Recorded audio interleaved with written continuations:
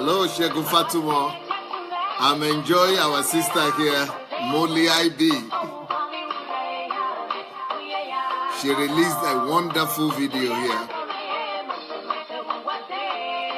So I hope you people are enjoying the song as well.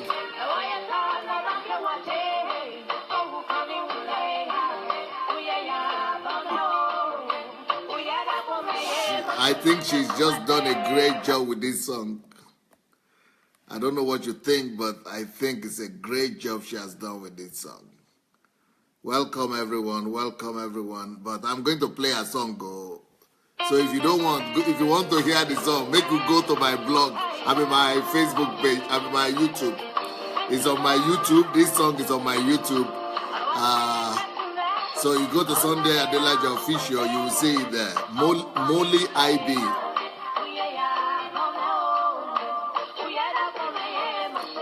I think she's done a great job. Welcome everyone. Bidemi, welcome. Mofelola, welcome. Ngozi, welcome. Fumi Jeboda, long time. Nice to see you again. Obi Ojibadu, your wife is sitting right opposite me here. Professor Daniel, bless you. Nkiru is writing too. Jane Winsaka. Sorry, I didn't see you in London, but I saw your note that they left you out.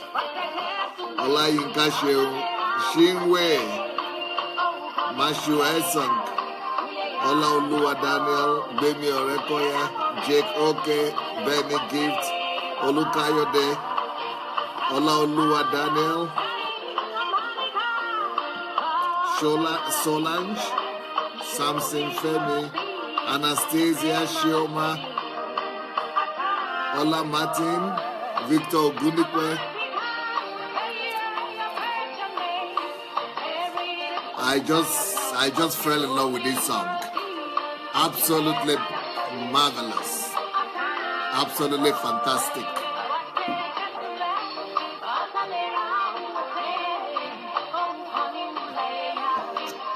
Ooh, see who came today. This is like my first fruit in Nigeria. The tiger deer tiger. Wow, long time. Tiger got promoted in his work and disappeared. Well, welcome back.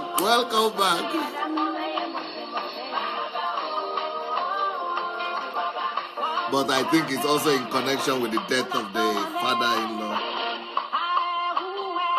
Michael King, welcome. Adiola Disu, welcome. Ife Odeyebi, welcome. Precious Ngu, TY, welcome.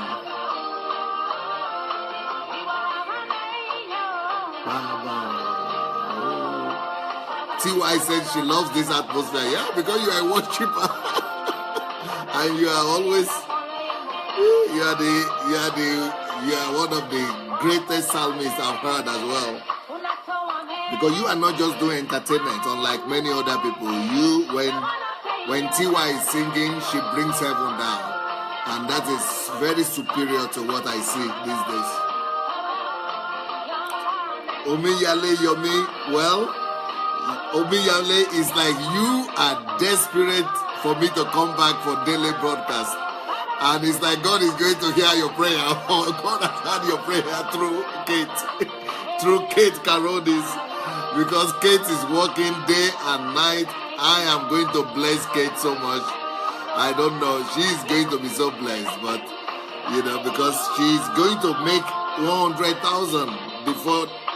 maybe before my birthday. Or if she makes it before my birthday, then I'm going to come every day. So all of you owe your gratitude to Kate. You have to pray to her now that she makes it, that it works out for her and her team to be able to come out, to be able to, have 100,000 song, 100,000 people before the end of the month, before the end of at least next month.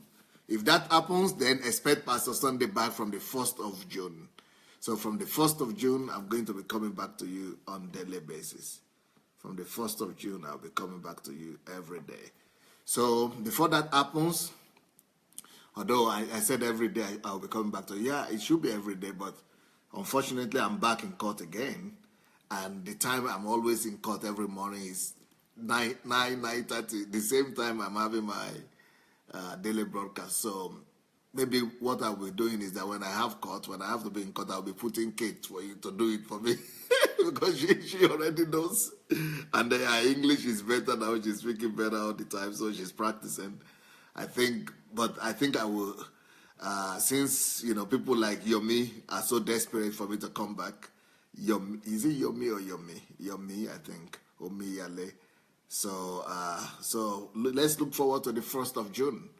That might be the new day that Pastor Sunday will be back. That is in case we're 100,000. That we have to ask Kate.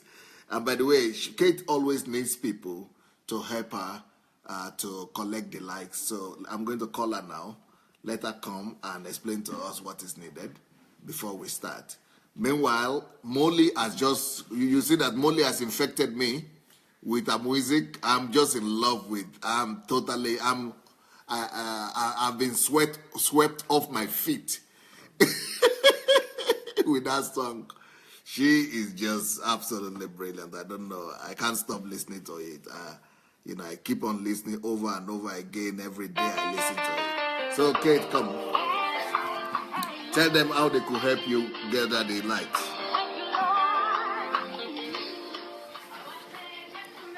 Hi. Hello, everyone. So you have done a great job because you responded to previous announcement about likes collection. So many people responded. It's very good. And let me just give you understanding of how we work.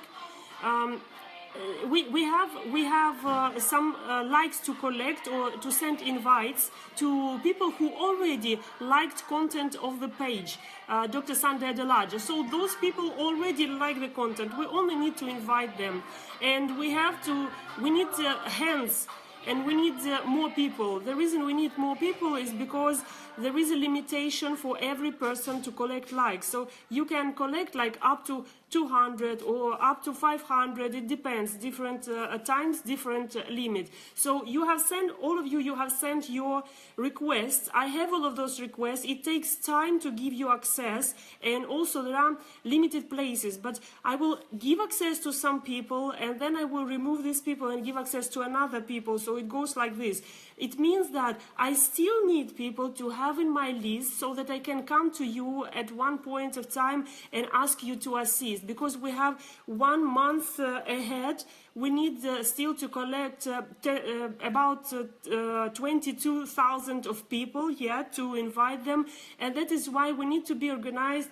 We still need to have more volunteers to do this. It will take like from you, it will take 30 minutes a day, because there are a lot of likes, and there is some kind of limitation. So maybe first day you will have more than 30 minutes, but then it will go to 30 minutes, and it's good if you are really persistent and you can do it all the time. So now, if you didn't write request last time, but you still want to help with this, right now, write Facebook or FB in comments, and I will come back to you today or tomorrow and add you to the list and give you instructions. So everyone who already wrote, don't do it. But if you didn't write request to assist Pastor, write it right now. Facebook, write Facebook, just word Facebook in comments, or two words FB, and I will come to you and at one point of time put you in schedule to help with this, and we will have 100,000 subscribers.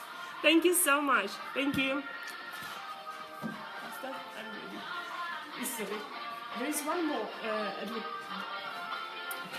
Let me use this time because let me use this time. One more announcement. We need assistance more. I know you are listening to recordings that were done previously, live broadcasts, right? We have more than 500 live broadcasts. If you are listening to them and making notes and making detailed notes, we really need your help. Please send those notes to us. Send those notes to vip@godembassy.org. vip@godembassy.org. Send those notes with the name of the broadcast that you transcribed or noted, please. It will help us a lot also. I will give you a picture later what it will help us with. Thank you.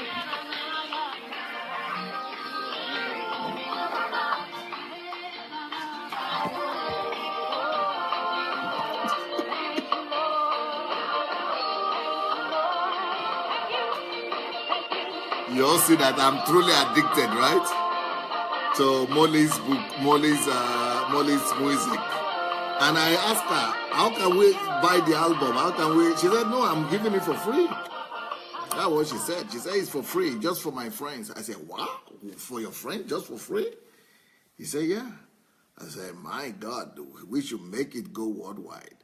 So everybody, go get that song on Sunday Adelaja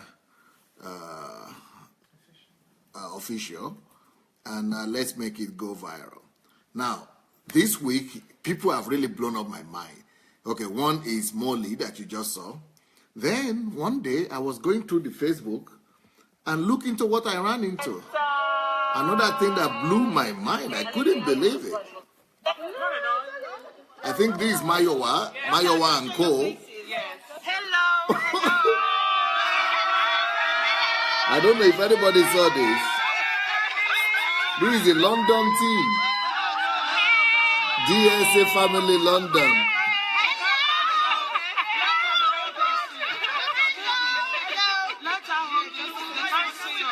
I was blown away. They surprised me.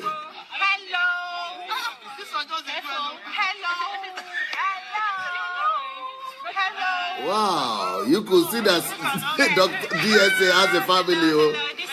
These are real family members.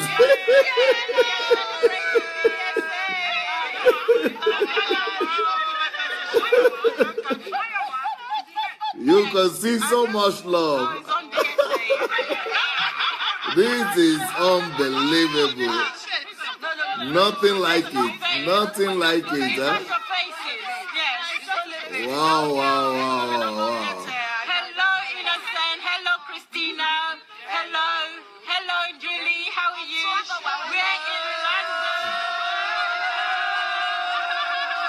Hello, everyone.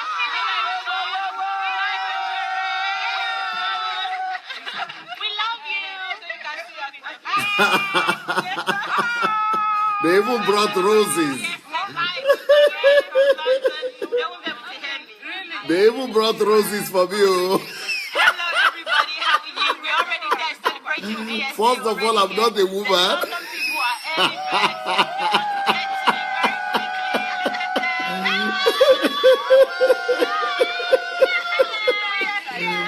Secondly, even if you bring the roses,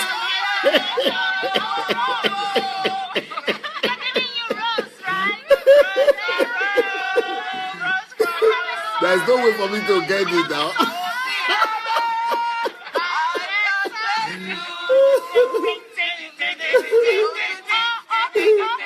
I would have brought the rose to my wife, but I couldn't take it now.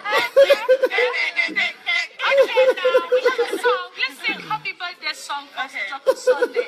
Happy birthday. I think the song, they didn't practice it, so. I can't wait to meet with you in Ukraine. Pastor Sunday, I love you. And my husband knows that.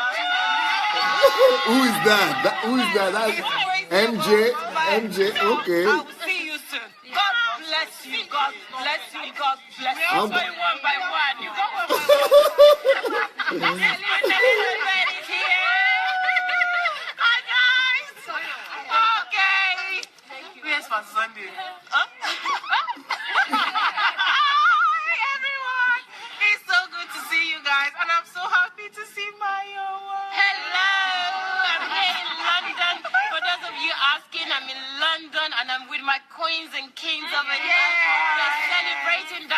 Sunday Adelaja today. yeah. We're also happy. Yeah. So we're early in London. We're early bird in London. We don't do Yeah. anything in half in London. We Yes, go the so- full circle, 360 degrees. Yes. We are so happy, and we're starting right from today, the 17th of April. His birthday is from the 26th to the 28th of May. His actual day is the 28th of May, but we are celebrating earlier because we love him, and we know that each day of the year is not enough. That's right. So here we are celebrating. We love you, dear. Yes.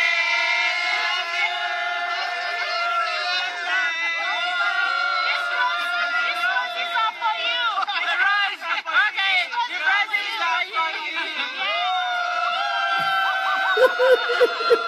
It's a black rose. We love you. We love you. I love you so much. Why is it that only with the women are loving me? Well, Don't mind them. They're making noise. the men are hiding at the background. Where are the men? Let the men express their love also. Because I know there's some people out there that always say it's only okay, this is the 1 minute. I'll come back to this. This is Queen Anastasia King. This is the King McDonald. All right. We got some men come anyway, so. Oh, wow. How would that not blow your mind? Of course, that absolutely blew my mind. Totally unexpected. But, you cannot hide the fact that, yes, these people are real and genuine. They are real and genuine, and that is true love right there. True, beautiful love. Wow, and I've never met most of you guys. I've never met most of you, but, I look forward to. And maybe summer, I think some of you are planning to come for summer in Ukraine. And I got to see my Omoile too. Yetunde was there. That's Omoile. That's my village girl. So beautiful. I'm so impressed. And Deola Disu and the husband, Tunde Disu, all of them, you people are just great. And Shinedu, well, Ifeoma is not Shinedu. Is it Ifeoma? Ifeoma. Okay, Ufuoma is different from Ifeoma. What is Ifeoma? Good thing. It's good thing? Yeah, beautiful thing. Beautiful thing. I have Nkiru Ojibadu here. She's translating for me. Ifeoma means beautiful things. What about Ufuoma? I think it should be the same thing, but another dialect. Another That's what dialect. I Okay. It's beautiful things. Well, they are beautiful, and they are beautiful. They are beautiful in and out. Okay, so, wow. So how do I go from that to this one? How do I go from... I'm so impressed by what... this is... wow. Nkiru is showing me the Nigerian team also wearing DSA singlet t-shirts. So the Nigerians also are celebrating DSA birthday in Nigeria. Lagos team, right? Wow.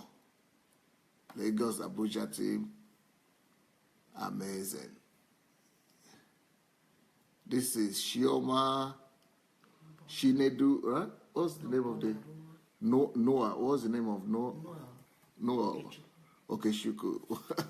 And who? Bola Luro is there. And yeah. Shioma and Ushe is there. And wow, you people are just so glorious. You people are surprising me, giving me the surprise of my life. Giving me the surprise of my life. Okay, thank you so much. It makes me to want to come back because you are expressing so much love to me from everywhere. Somebody is saying they have the Port Harcourt team also there. Let me see if I could find that here. Port Harcourt team. Oh, okay. Maybe they are these ones. Is this Port Harcourt team? Oh, they should be. Okay. You are Port Harcourt team. You look great. Wow. The picture is so professionally done. Okay, I can see Amadi there.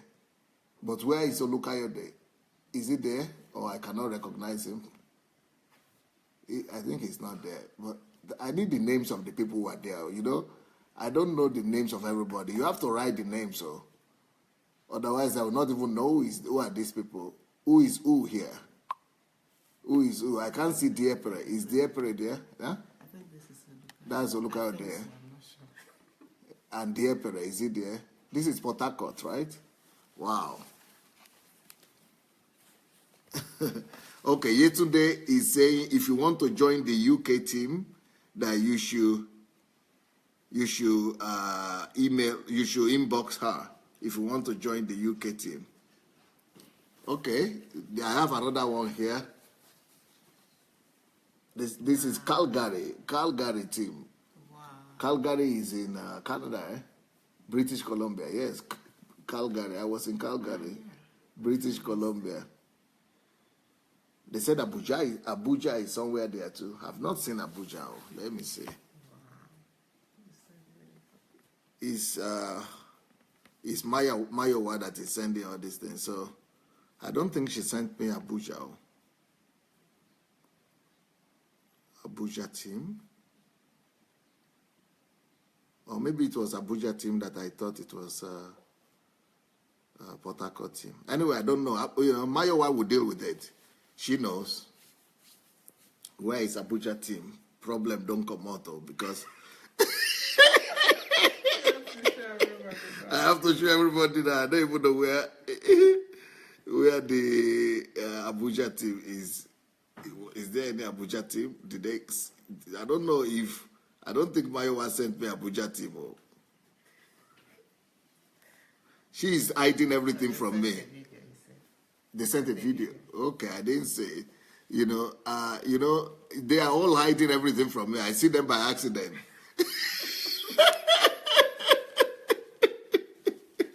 So I don't know what is.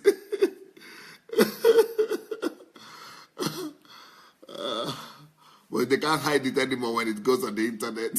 Like the London team, there's nothing you can hide there because I saw it on the internet, but I didn't say it live, but I just ran into it later on. Okay, yes. Xinwei said we should share this message to go and invite everybody. Yeah, I forgot to say that. Let's go ahead and share the message. The teaching is about to start now. So let's go ahead and share the message quickly. Let's go ahead and share this message, okay? Let's go ahead and share it. But you have to share it to all your friends. So if you are sharing, go share it to all your friends. Don't just share it, but share to all friends. That is the way it's to be done. Share to all friends. Please, let's invite all our friends because we're about to start. Today is going to be revolutionary. It's about self-confidence. So let's quickly go and share the message to everybody. I see that even my own private page is not shared yet. So let's share it to everywhere.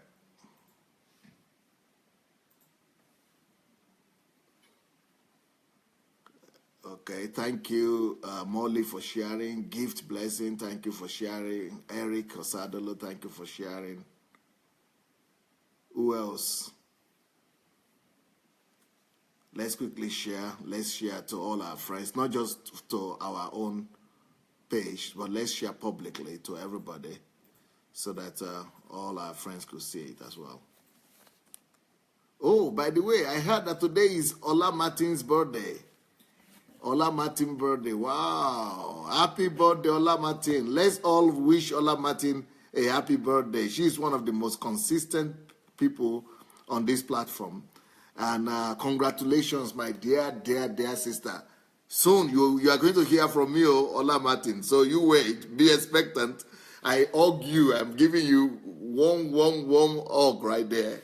And I'm praying that you will get a wonderful birthday present from the Lord, that God will heal you. It will, strengthen you. It will remove all diseases and sickness from your body, and it will, it will establish you, and that you will live many, many years to glorify your Father. So congratulations on your birthday, my dear. Happy birthday to Ola Martin. So let's all congratulate Ola Martin on her birthday. All right. How do I get out of this Molly song and London people's blessing to me? Well, this is going to be a long series, I guess. I think it's going to be a long series. Improving your self-confidence, how to go from timidity to confidence, how to go from timidity to self-confidence. That's a very, very serious topic. And I own this to one of my disciples in London, or one of DSA family people in London. I'm sure you people know him, Smart and Relentless. Smart and Relentless is the one who wrote a letter to me when he heard last Saturday that was the last message I was preaching on the art of thinking. And he came to me and said, Pastor, why don't you do a topic or a series on confidence? So he thought that is a good topic to address. And I know I used to suffer from it myself, so I know what that means. But still, I was thinking, let me talk more on the spiritual topic. But spiritual topic, without self-confidence, you'll not be able to use it, no matter how spiritual it is. And so Deji suggested to me to treat topics like this. So let's see some of the titles that he mentioned in his attempt to, he said we should do a series on self-confidence, how to become confident, how to go from introvert to extrovert, the benefits of being an extrovert, how to go from timidity to boldness.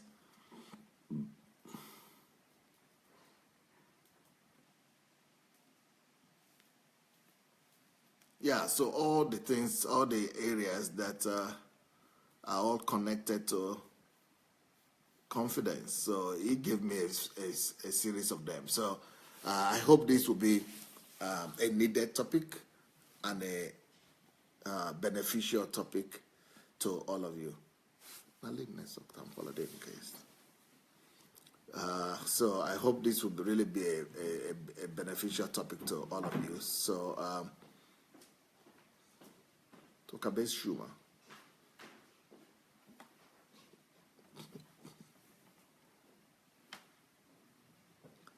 So here we go. I'm going to start today going from timidity to self-confidence. Let me start with my own story.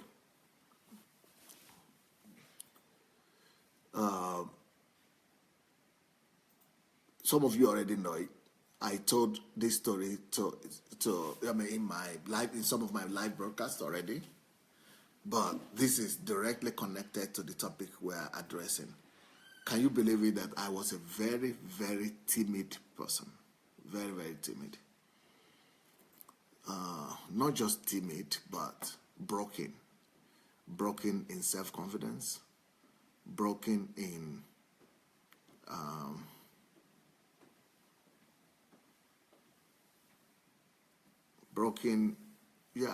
in self-assurance. Yeah, I was a victim of fear, intimidation, anxiety. Let me tell you how bad it was. In Africa, when we were growing up in Africa, especially if you grow up in the part of Nigeria where I grew up in, it's called Ijebu. Ijebu, that group of people, that tribe, that nationality, or that part of Yoruba people, they are Yoruba people in general and Nigerians in general, but the Yorubas and especially the Ijebu people, you know, the Nigerians are known for the good life, right? And partying. That's Nigeria in general. But when you take the Ijebu people, I mean the Yoruba people, partying, Owambe, and things like that, they are renowned for it. But when you take the Yoruba people, the most renowned out of others for partying are the Ijebus. But that's a very bad culture in the sense that it is, on one hand, there could be a good aspect to it, but it's bad in the sense that people live frivolously. People live a trivial lifestyle.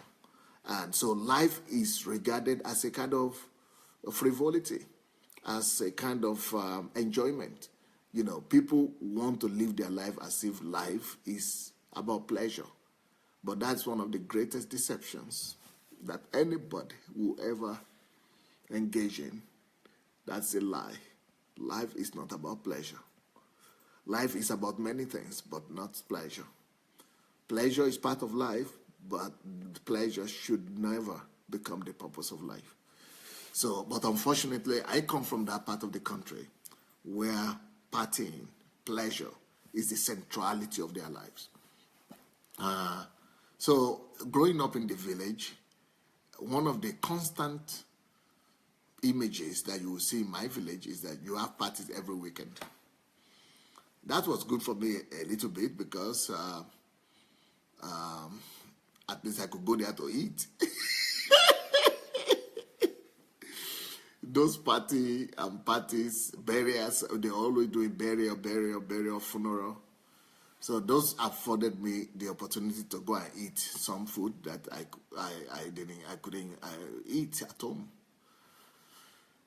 And but they will always like to challenge the youngsters, the young kids, to go forward and dance. They always push you to dance. I don't know where you grew up or if you had that kind of culture where you are coming from. But where I come from and where I grew up, they will always make you to go dance. All the kids always dance. And it's like it's a normal thing to, even when the adults don't want to dance, they push forward the kids to dance. It's like everybody wants to look at the kids the way they dance. And even parents want to push their children forward to dance. All the parents want to encourage their children to dance. So dancing is part of the lifestyle of the African man. Dancing is part of the life of the African kids. So from childhood, Africans dance and sing. They just, sporadically, sing and dance. And so it's part of our life. But do you know?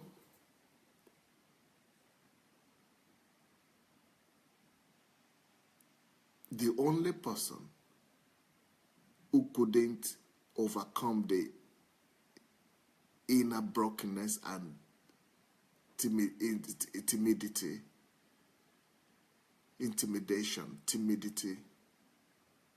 to go and ever dance in the old village was me.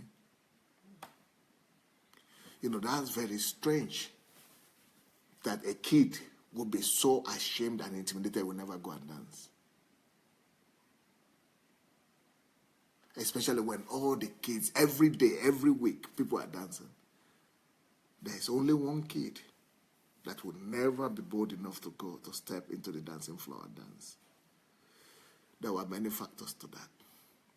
And there are always many factors that contribute to lack of self-confidence.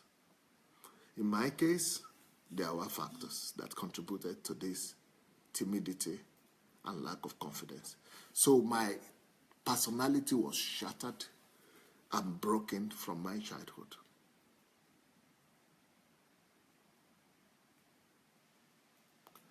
As a matter of fact, I think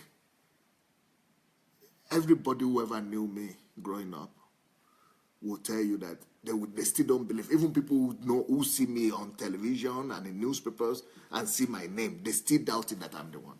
Because it's not possible for somebody to come from where I'm coming from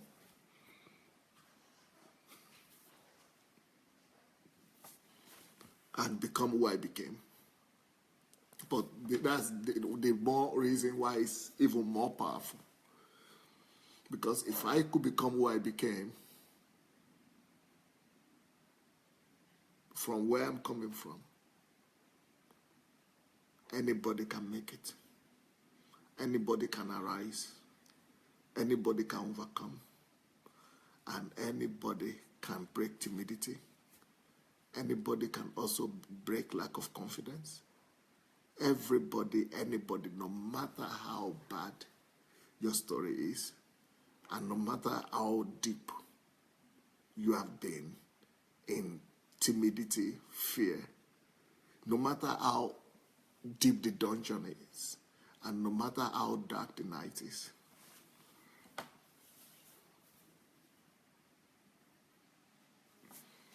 you can be lifted. And remember, I believe that you can be lifted and delivered without all those crazy deliverance ministries, without all those calling on the enemies to die, without all those calling fire down, without all those casting out of demons. But you can overcome it. And I'm going to take you step by step. I'm going to take you step by step through the path of coming from such a deep, deep dungeon into becoming a worldwide personality. So, I guess you might be interested in knowing the reasons for my brokenness.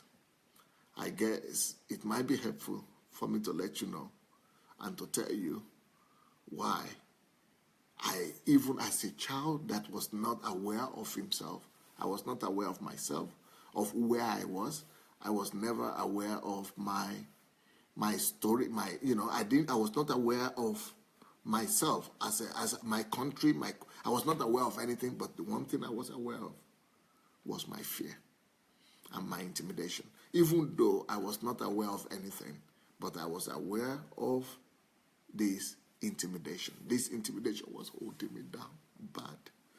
So where is it coming from? I think part of the intimidation and timidity is coming from the fact that my husband, my wife, my mother,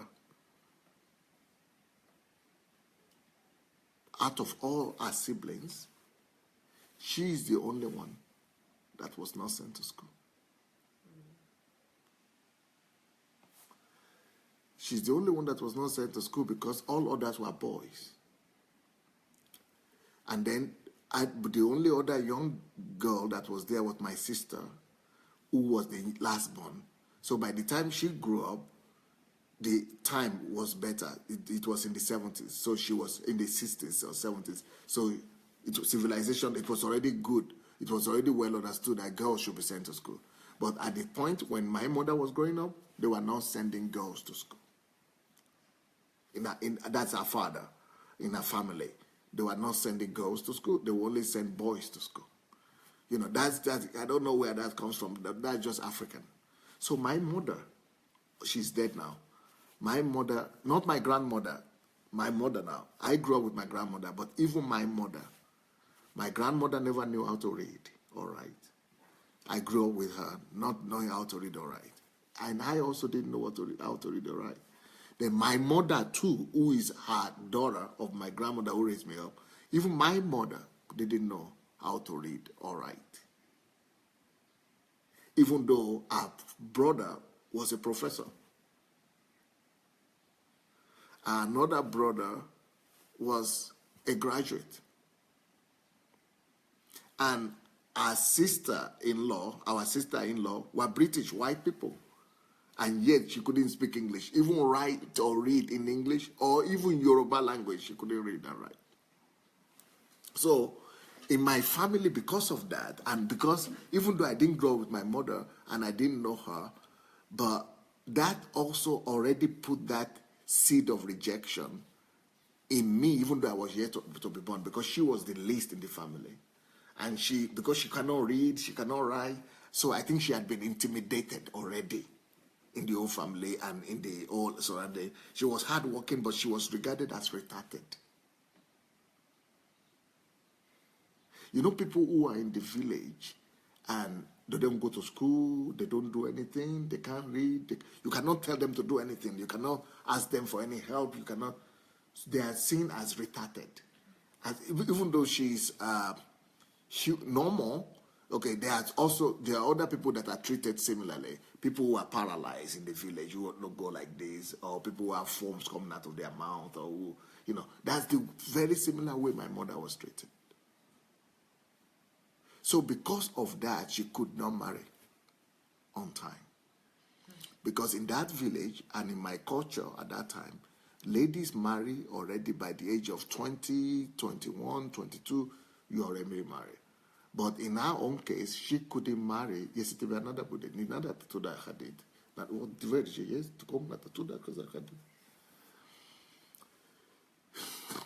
In the case of my mother,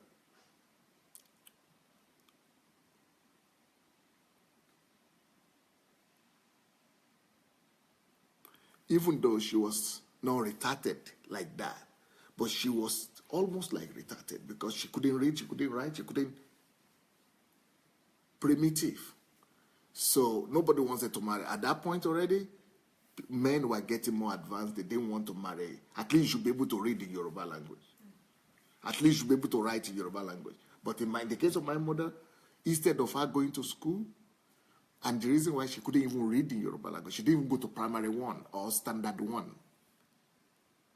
But because she could work hard, so they will always take her to go, and she will be the one everybody is taking. She was just like a house girl for the whole family. She would just be because the only thing she could do is to go and carry something physical labor.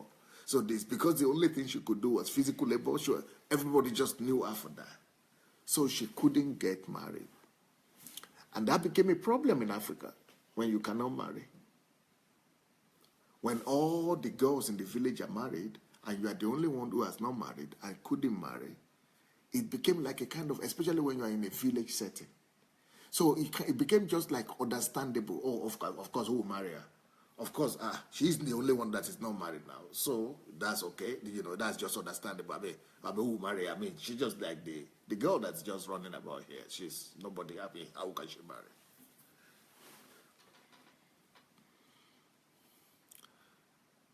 As a result of that rejection, so she was an epitome of rejection.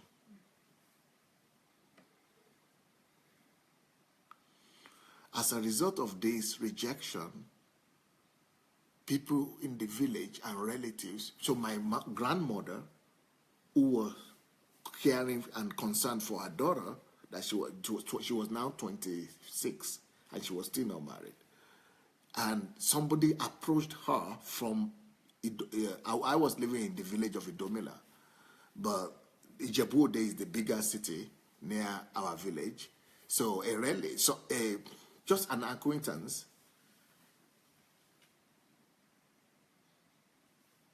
from Ijebu-Ode, from the bigger town, came to my grandmother and said, oh, we have a son also who is also like treated and retarded. And he too couldn't find a wife.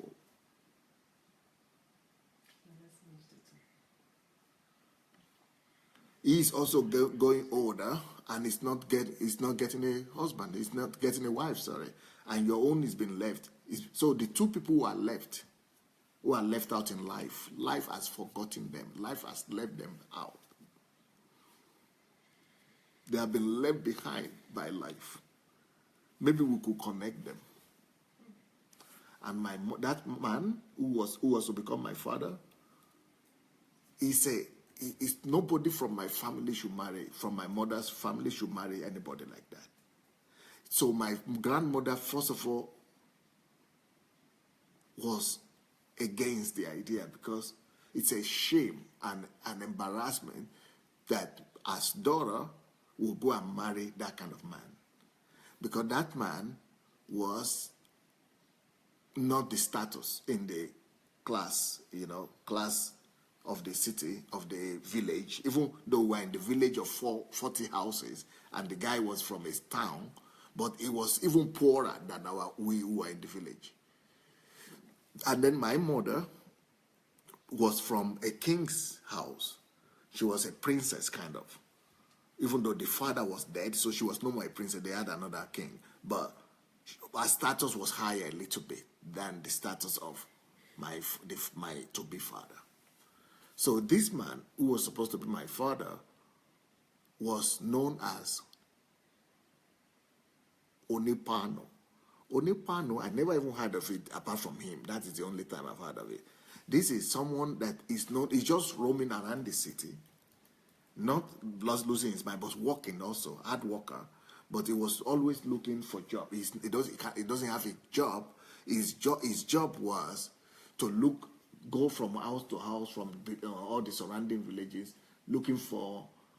There is this thing we have in the village where I grew up. They used to have.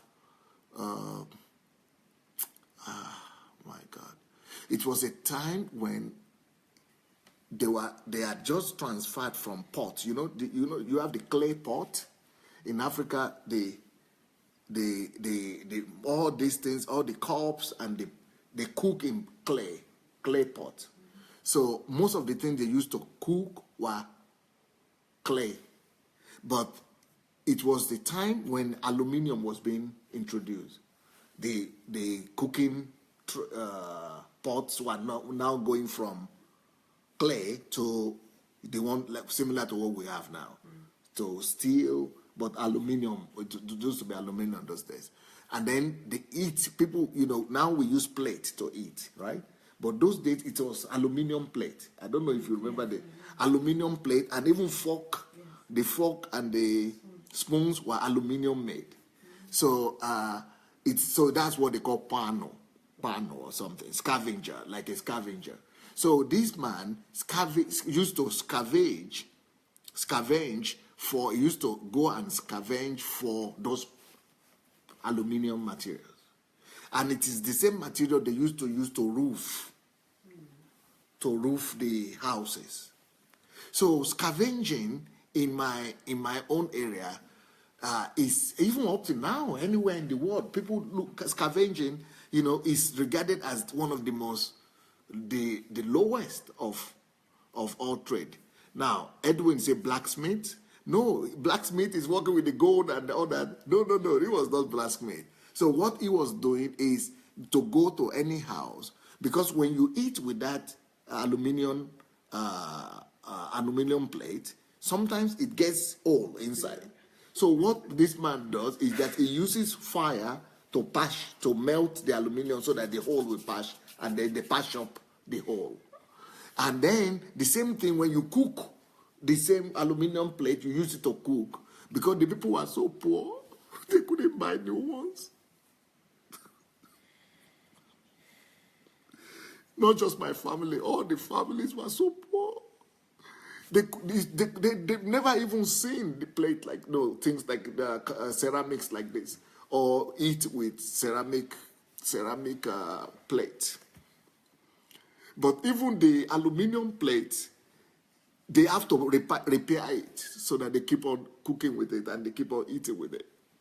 So this man used to scavenge from house to house and look for those plates and roof that are linking, and patch them up. But he didn't have a place of his own where people could take things to him. So he had to go look for the job, and he had to be going to do this. So he was really regarded as, because he was going not to normal he was going to the rich. The normal family would not use those things anymore, because they were using fire. They were putting fire under it, using real wood to do fire. So it is those kind of people he was going to. No stove. People didn't have stoves, or who didn't have anything like that. People were just using firewood to. So it was. So he was always going between all the poor people. So he was poorer than the people he was repairing things to, because the poor people he was serving were the ones he depended on to his own livelihood. He needed them to pay him money to survive. So he was so poor.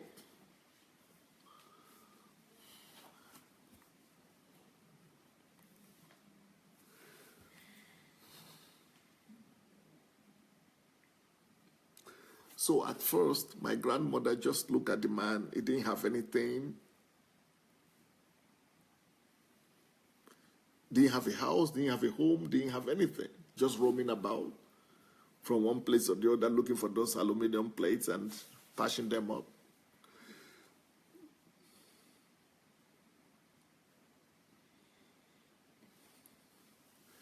So my grandmother, first of all, refused.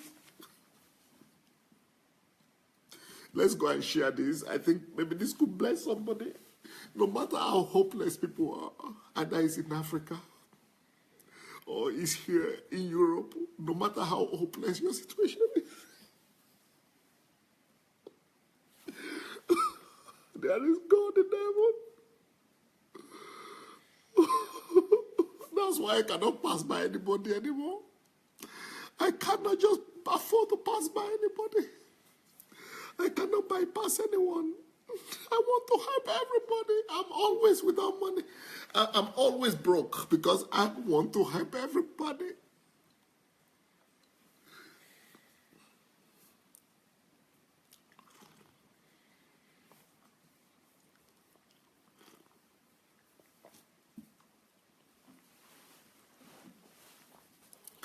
So let's go ahead and share the link to everybody in our contacts. Maybe to bless someone. So my grandmother had refused to give a daughter because her husband was dead. My grandfather was dead. And he was the authority of the family. He was the successful king of the village. And so my mother was left with 7 kids. My grandmother was left with 7 kids in her 30s.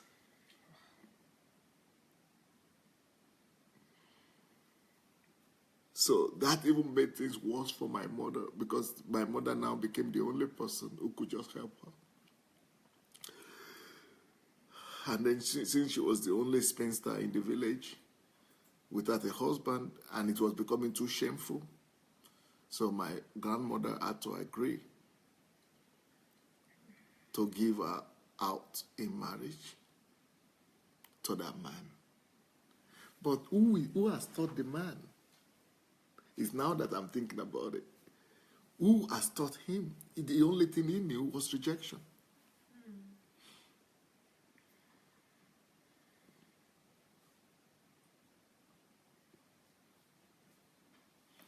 And he's been so rejected that he cannot even take care of himself. He couldn't even provide for himself, talk less of growing a family or taking care of a wife.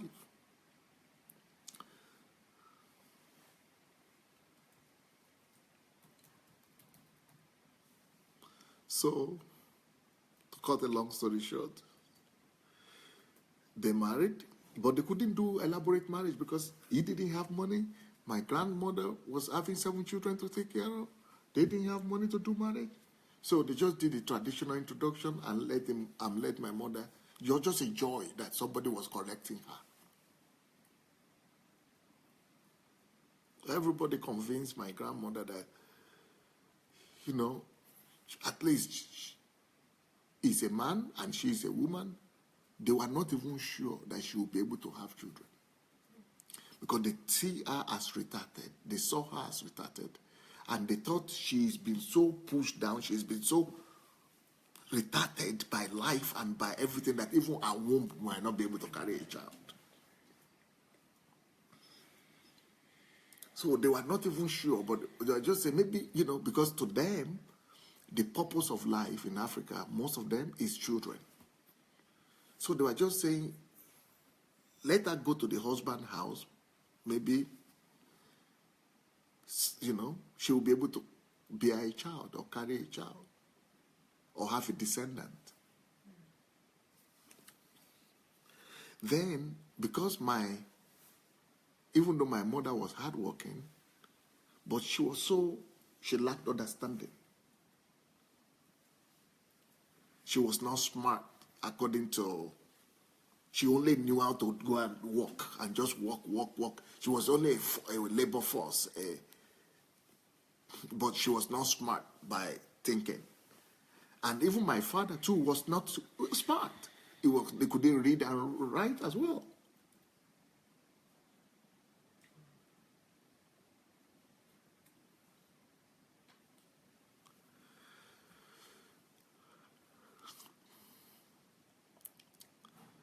So I think it became violent. That is from one side. That is the story that my family side, my grandmother's side, told me that it was violent.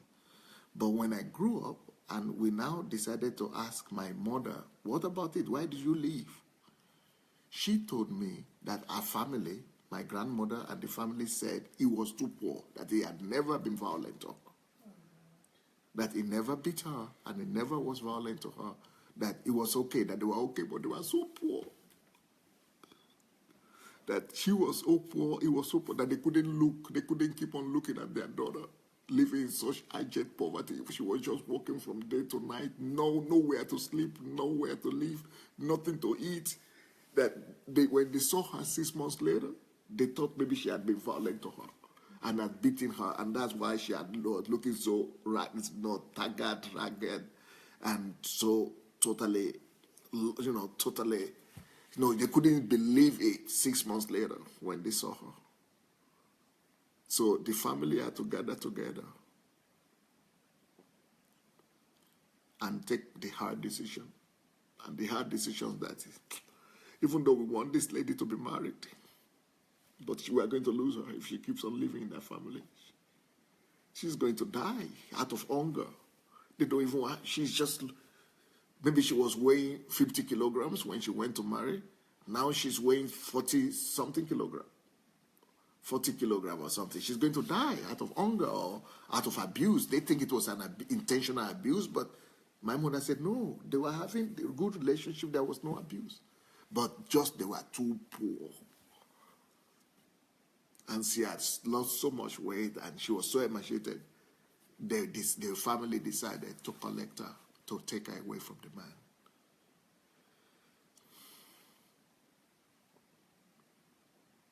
Another level of rejection right there. But she wanted to stay. She said, it's okay, I love him, I like him, it's okay. Only he's poor, he cannot take care of me. It's okay, let me stay in my family. Let's build, let's try together, let's work together. Let me build my family. But the people knew that she was going to die. So they took the hard decision and took her away from the husband and told the man that no way, we are never going to collect. We are never going to give her back to you because it's just not worth it. Which was what saved her life and saved my life. Because by the time she got back home, they discovered that she was pregnant.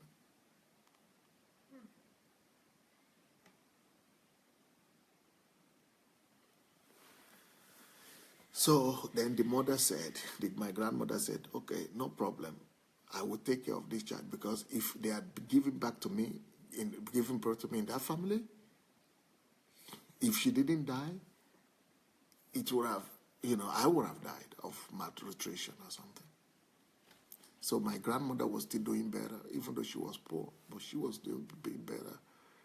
And then they took me back to the village I was in the stomach, but they took my mother back.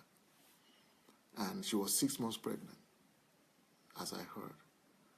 And so she began to live with her parents, with her family. But when it was time for her to give birth, 9 months, she couldn't deliver. She didn't have this. She couldn't deliver. And in those days, you only deliver naturally. She couldn't deliver. I don't know why. She had so much, because she had never gone for medical consultation. She never, went for any. She couldn't deliver. She wasn't eating well. She was not fed. So Satan was out to destroy me from when I was. So 9 months, she couldn't deliver of pregnancy. 10 months, she couldn't deliver. 11 months, she couldn't deliver. So I was born only after 12 months of pregnancy.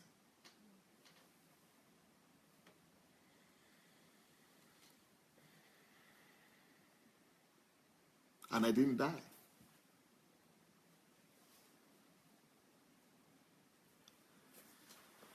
So that was my first miracle. But it's all about rejection. Every woman could go to the hospital and get delivered of a child. Another rejection. You see what was going on in the mind of that woman? She was losing her mind. That I got pregnant, but to even get delivered, I couldn't deliver. She was just rejected.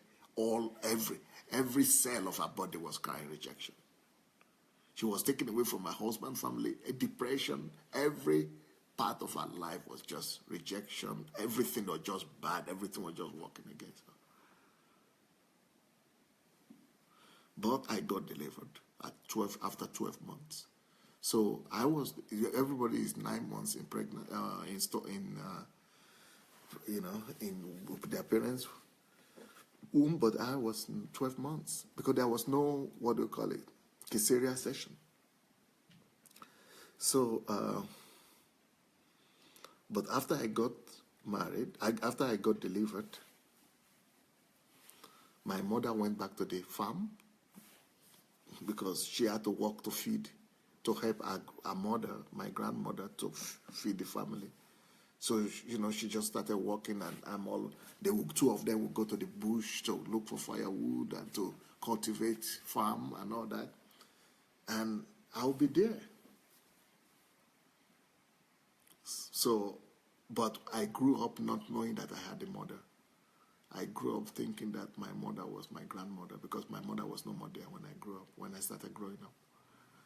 By the time I acknowledged myself, that I remember myself, the first time I remember myself was maybe 5, 6, but my mother was already not there. So, but I never even knew there was any mother. For me, my only mother and father, I didn't even knew there was a father. I never even had the word father before.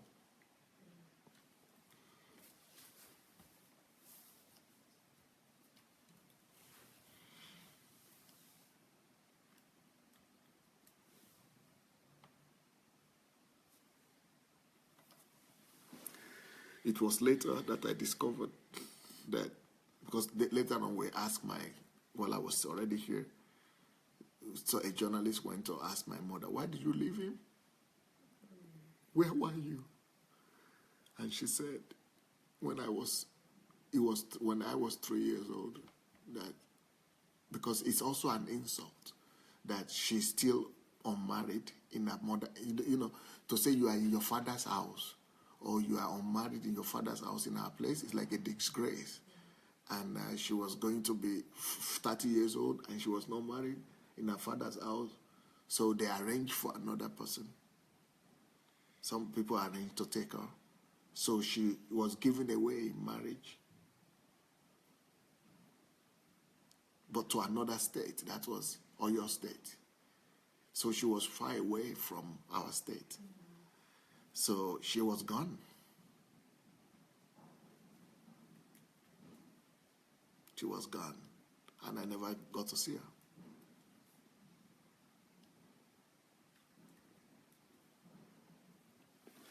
But meanwhile, when I started remembering myself, is that my mother used to get into fracas, into arguments, quarrels, and fights with people in the village. And I used to notice that they were fighting over me.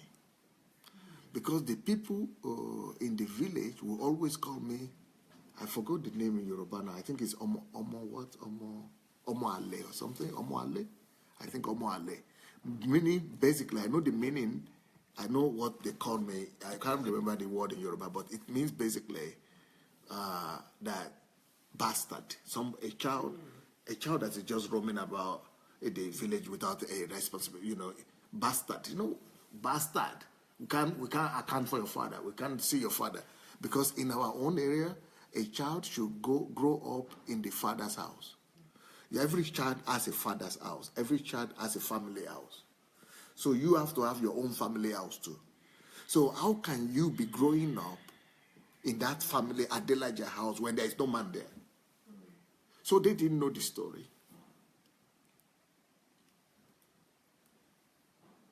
So a child appeared without any man in the house. In our Yoruba culture, that is not done. That's a curse. That is like prohibited. Because even in our Yoruba culture, even if you commit adultery, you still have a reference point. If, for example, if you are not married, you are a single woman, there must be somebody who impregnated you. And normally that person who impregnated you takes you as a second wife. That's why they have second wife in Yoruba land, third wife, or fourth wife. In Yoruba land, they have multiple wives because they shouldn't leave a woman that you have impregnated. You cannot leave her in the street. If you are left in the street by yourself, and the family of the man who impregnated you has to take you back, even if the man doesn't want you. That is the culture where I grew up. So for you to be left alone with a child by yourself and give birth, and you have to go to your mother's place, and you and your mother going back raising that child, that means you don't know the person who you have the child for.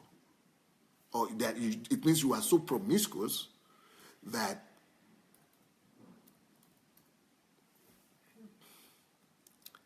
you couldn't recollect who to attach that child to. Because in those days, they didn't have DNA test or blood test.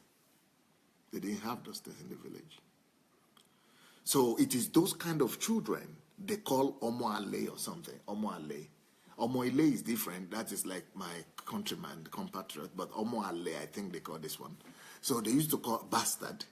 Bastard, that's to discourage, is an attempt to discourage that practice. To discourage the practice of promiscuities among women and girls. And to be able to, frown against it, to say, no, it's not accepted in the culture. So the culture does not accept that.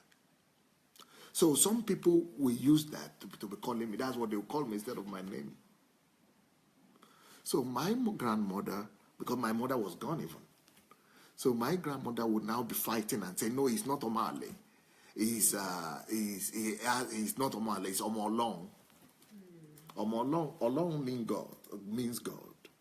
So he is not Omoale, he's not a bastard, he's God's son. Because she couldn't say he has a father. They would say, go and bring the father. And nobody could bring the father because the father he just disappeared after that, in shame as well. And rejection too. He also felt rejection and just disappeared.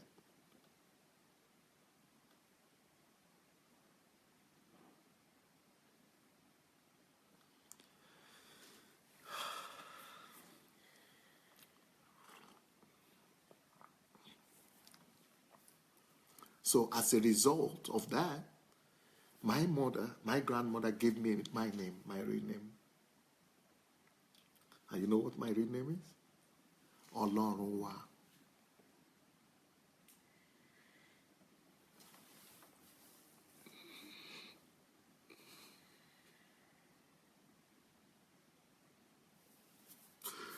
Which is translated, there is God in heaven.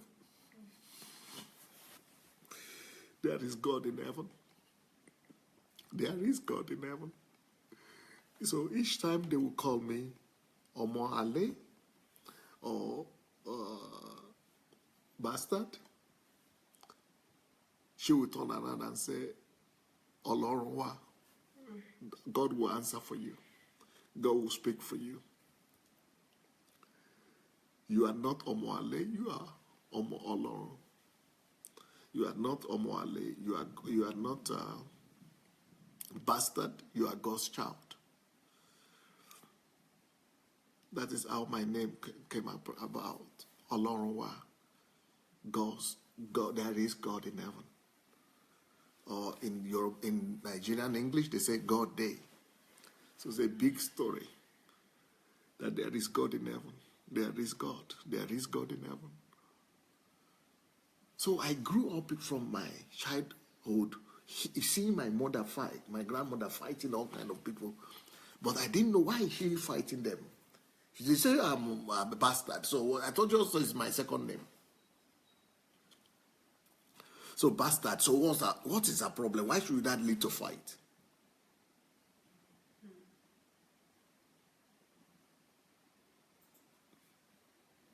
But she was fighting the stigma. She didn't want me to be stigmatized. You see the way, that's why I'm so, if you don't know, is the Olorunwa book somewhere here?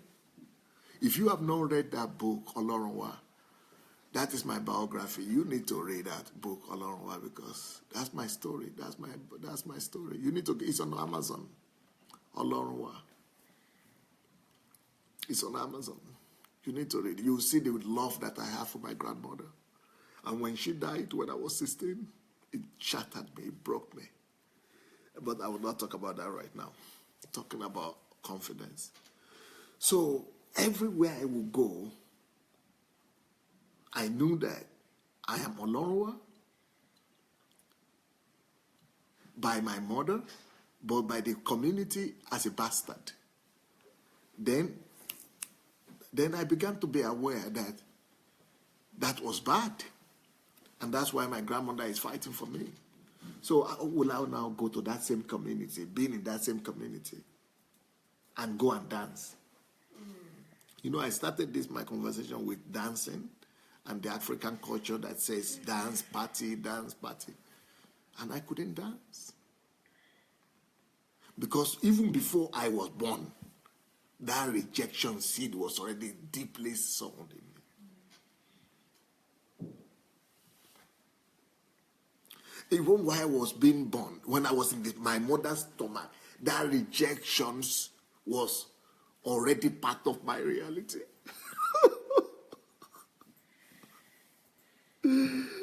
Both from my mother's side and from my father's side.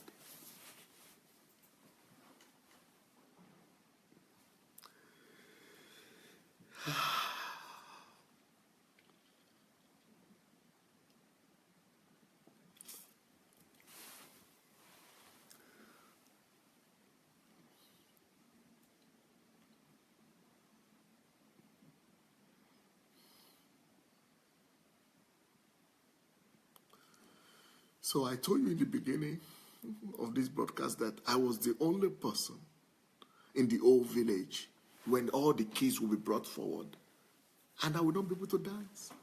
I would not just be able to get myself to do it. It grew so bad that it was now time for me to go to school. And then there was this leader in our side of the country who was a gracious man. I think the greatest leader Nigeria has ever produced. He was called Awolowo. He introduced free education. Thank God. Just before I was born, 7 years before, they introduced free education. So thanks to that, I was able to go to school. Then the federal government did free universal education. So I started going to school, but I would go to school without shoes. That is another form of rejection. I was different. I would go to school, I would not have uniform. Other people will have uniform. That was different. Other people had bags where they put there. I would go to school without bag. I didn't have any bag. I couldn't afford it.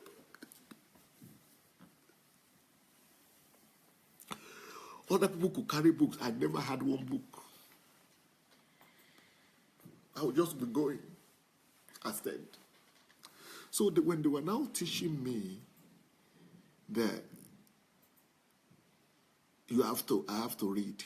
So they taught me, even in the house, my relatives and everybody was saying, they were teaching me to read. A, B, C, A, B, B. I mean, that is Russian. So sorry, I forgot Yoruba. But it used to be in Yoruba. They used to be ABC. So, and I knew the ABC, but I couldn't just get to put it together. Because from when I was 3 years old, because my mother was given away in marriage, I became the only one left with my grandmother. And where would she take me? She would always take me with her to the farm. So at 6, everybody, it was like a rule. Everybody had to be given away to school. So you have to be going every day. So I was going to farm every day. So after school, I would just go back to farm. So I didn't even, knowledge, to cut a long story short, I was the only one in the old school who could not read. At 6, I couldn't read. They tried. All the teachers were just beating me. The only way, their own way of trying to get me to be brilliant is beating me. Okay, when I was 6, there were a lot of us who couldn't read. At 7, there were fewer who couldn't read. At 8, maybe we were one. I was one and the other person who couldn't read. At 9, I was the only one who was left who couldn't read. Because the rejection and the complex was so strong. Nothing was getting to me. Nothing was going inside.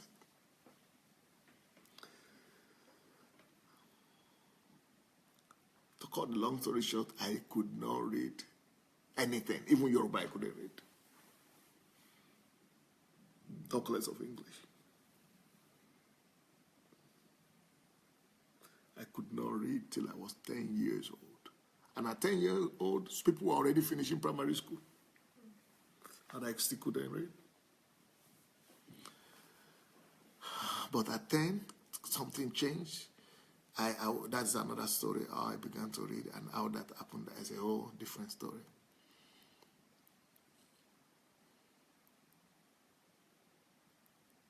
So rejection was part of my life. Now, that is another form of rejection. Everybody is reading. They are all keep doing like this, hitting me in the head and say, you are the only one. You are the only one who cannot read. You are the only one so dull. Why are you so dull? Why are you so...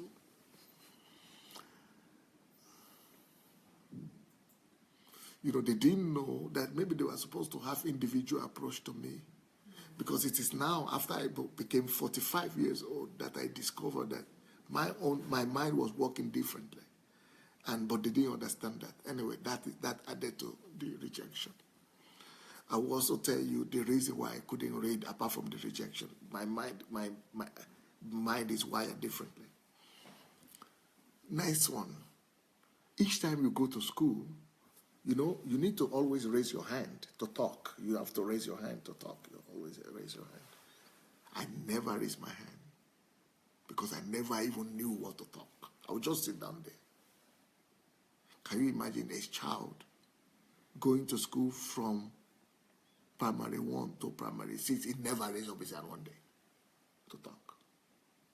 So the teachers, they just gave up. There were a few of us like that. They just give up. They don't even pay attention. So all the things they teach other people, mathematics or arithmetic, English, they just teach other people, but not us. Not, I was totally just like, we have to just go through the emotion. But there used to be a time or sometimes when new teachers would come to class. And those new teachers will sometimes be asking the students to introduce themselves. Because the teachers always want to get introduced to the class.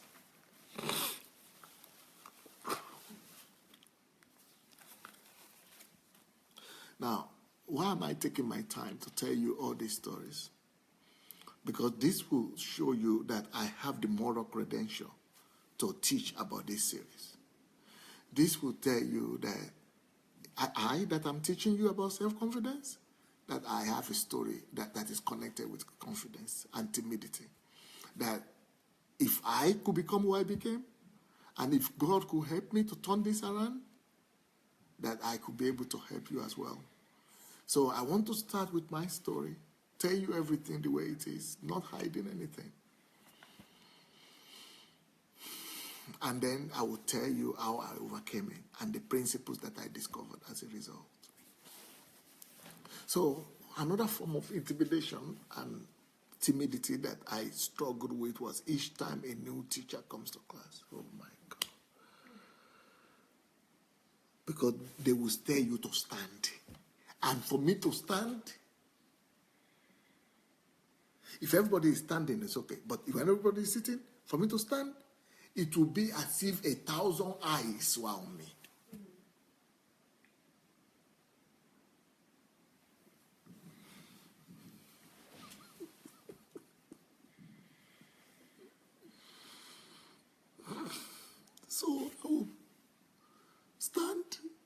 And they say, what's your name?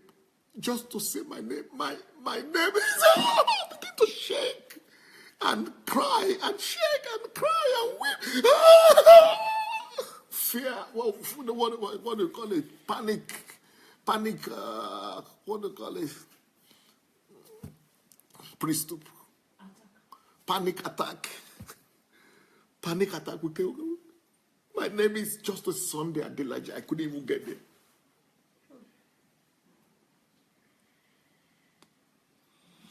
So my own was not just intimidation. My name is shame. I will feel as if thousands of eyes are on me. As if everybody is seeing my secret, my emptiness, my nakedness. As if everybody is expecting me to fail. As if everybody is expecting me to...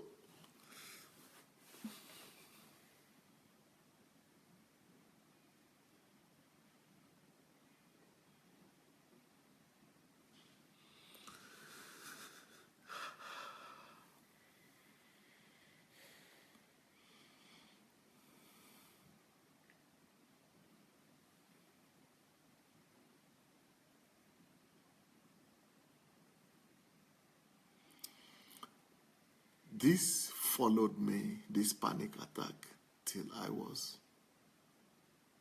I finished primary school, secondary school, till I came to Russia here. I couldn't talk. I never spoke. You know, I told you people sometimes, if you have listened to me, I said, I never spoke English before. Not because I was not going to, we were not being taught in class. We were being taught in class. But I didn't have the confidence to ever even open my mouth to speak English. Anywhere. I never spoke. So this led to a deep anger in me. Because aggression, I was so aggressive. If you read my book, Olorowa, you will see the stories I was telling of how difficult I was, how stubborn I was. I was so aggressive. But I was only showing the aggressiveness to my grandmother in the house. Because that is where I was a hero. That's where I could be myself. Every other place I was beaten down. But here at home, I could vent my anger. I could. The only way to express myself was like that. Even though inside me, when I'm sober, I was seeing a sacrifice. I was seeing everything she did for me, she was doing for me. And I was always telling myself, I will grow up and reward her. I will become somebody. I will become this and that. And I will pay her back. But each time she forces me to do things, or, things like I'm angered, it always came out in the form of aggression. So the person who sacrificed the most for me, who loved me the most, was the person who suffered the most from my hand. In fact, I will tell you even more. By the time I was 13 years old, that was the puberty stage. When you are already going to be an adolescent. I didn't know, and you started having interest in girls and everything. Because girls were not, things were so bad that I attempted suicide. I attempted suicide 2 times at 13 and 14. The rejection was so bad, I just didn't know how to do it. I just didn't know. I know there is a possibility to take your life, but I just didn't know how to do it. I didn't know how it is done. That was what saved me.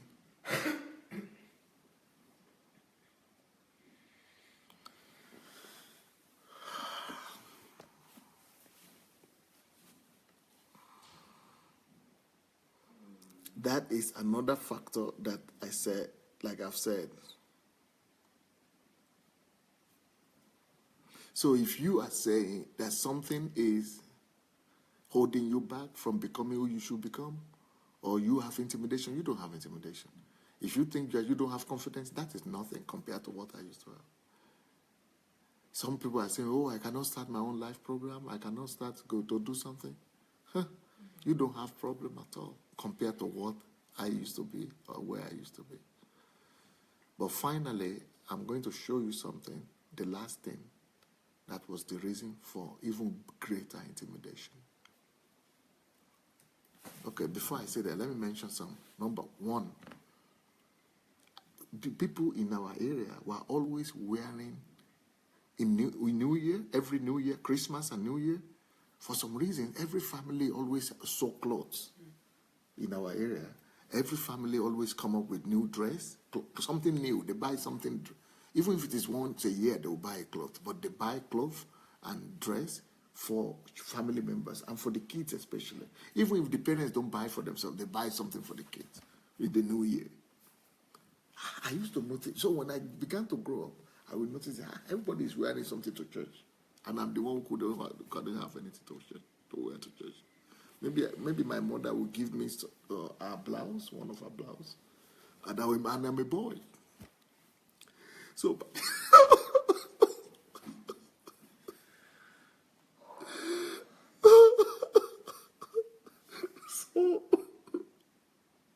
I used to be ashamed that I'm a boy and I'm wearing my mother's clothes. Because this was going on till I was 10, and I began to recognize myself that I'm, become self-aware. So, talk about rejection and intimidation and lack of confidence. I'm not even talking about what do kids play with, toys. I never even saw toys in my life.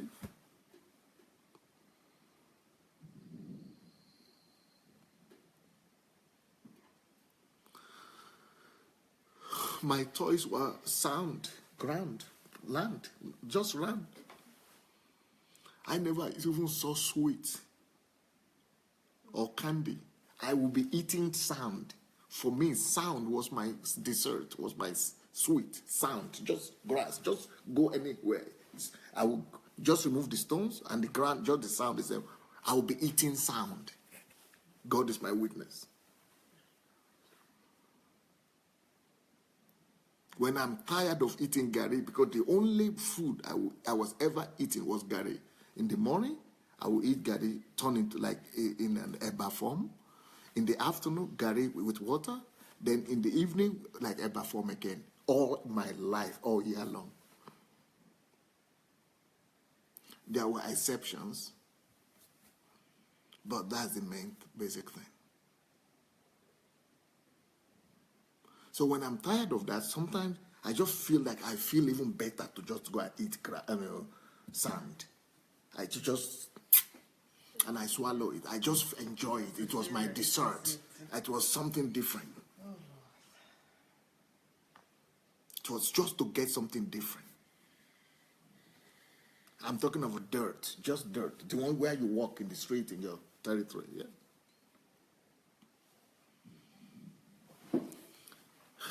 So, then all those Christmas, in our area also, in those Christmas and New Year, every family used to kill something. Either most families who are well-to-do, they will kill a ram or a goat or a cow. Only one family had a cow, but we didn't have anything. Our own house was the only one that was not killing anything. Then the very, very poor family, at least they will kill chicken.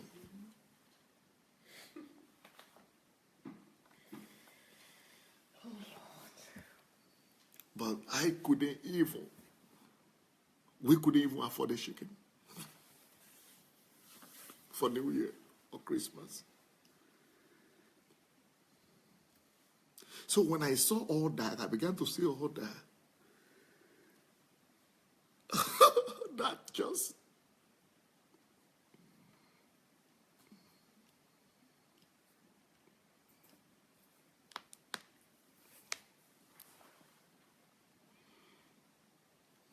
So it added to the rejection and intimidation that why is it that our family, okay, we couldn't afford a cow or a goat or a ram or, nothing. So only the families around will bring some things, some fish, some meat to us, they will share with us, the poor people.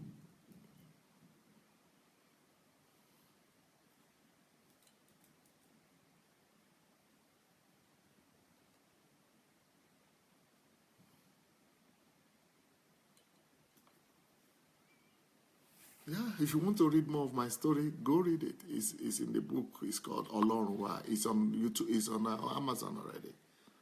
Olorunwa. But to make things worse, the worst thing I'm reserving for the last, which added to my rejection. I told you that in the beginning I couldn't dance. I think we have to write a new book through this message today and call it Why I Couldn't Dance. Why I could not dance. About rejection. So, another biography. Because in that other biography, I told another story there. So, in the Olorunwa book, I told another story. But this one is a different side of the story. More details here. More details. So, but the thing that couldn't really make me, one of the things that brought the greatest rejection to my life was, they will always invite the village, like I said, to parties. And I said I never participated, I couldn't dance. I will always go there, but I couldn't dance. But so they will always invite Lisa is saying this book will be called The Root of Rejection. Yeah, but, why I couldn't dance, like, it makes it like an interesting topic. So they will always invite, my grandmother, who was my mother, will always take me to all these parties. But I didn't have clothes. Or I would just wear one of our clothes, just the top. Nothing under, nothing, just hanging on me like this. But when there is nothing happening, no party, I'll just go in the village naked, just with a big stomach, and just. But while I'm going, even to the farm, no clothes. Just big stomach, no clothes, no shoes, nothing, no socks, no underwear, no pants.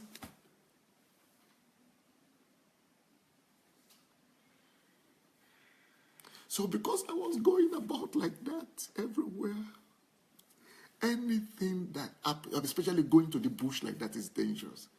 Not that it's dangerous, it's hazardous, is because we are naked. So because of that, and now I'm going to show you the most scary thing that I carried all my life. And was one of the greatest source of intimidation and rejection that I suffered. Because of that, Vernice Vovre, Pamela, because of that rejection, what happened? Because of that situation, not having clothes, not having shoes, what happened is that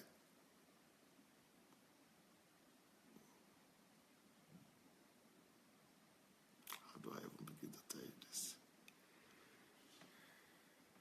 Anything that my body touches, and as a child, as I was running, playing or going to the bush to carry things, everything my body touches becomes a wound.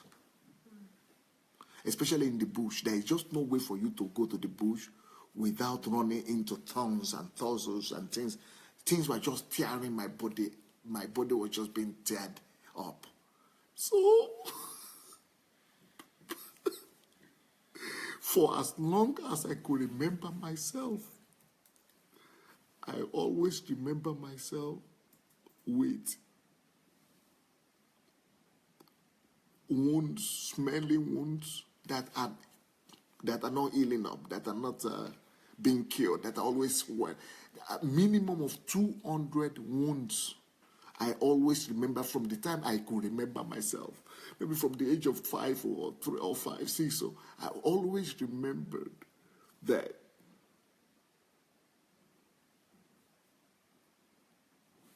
these wounds were all over my body, especially my legs.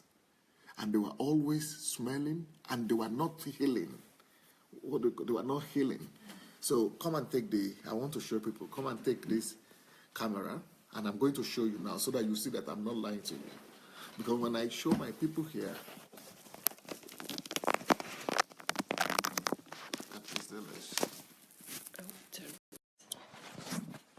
see, which package you here? Should I leave it here?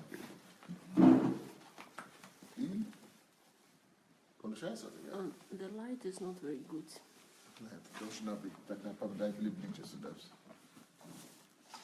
Can you turn another light? Another light, just yeah, now we can see. Please, come here. Come, try to go and come and count them. How many can you count? Here alone, you can, on this leg alone, you can count more than 200. You see, how many will you count here? Yeah, it's everywhere. It's everywhere. It's everywhere. It's everywhere. It's everywhere. It's everywhere. Group neck. It's everywhere. It's everywhere.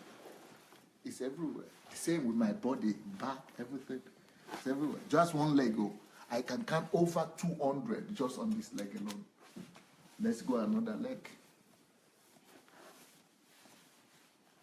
See, how many can you count here? It's everywhere. Because they're on each other. Yeah. And some of them are deep. Yeah. It's maybe one after the other. Because they don't get spot. healed. Some of them, like this one lasted like for 10 years. Like I could remember. Just couldn't get healed. This one go to the bone. You see? The bone. This one lasted like for maybe 15 years. It couldn't get healed. So I was always smelling. And I will have at least 20 flies. There is something they call house fly or something in flies. Africa. Flies. Just flies. Flies were always following me everywhere, smelling. So when we get to a place with my grandmother, they will always say they should leave me outside. Because nobody wants to spoil their own party.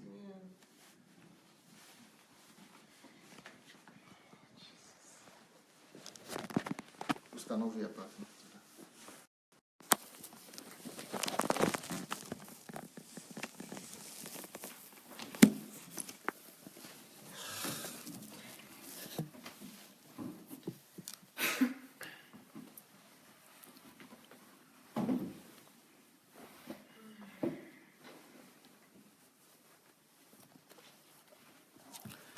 Somebody was saying in this place, in this country, when I tell them about the wounds, they say, why didn't you go to the hospital? I didn't even know there was any idea of an hospital.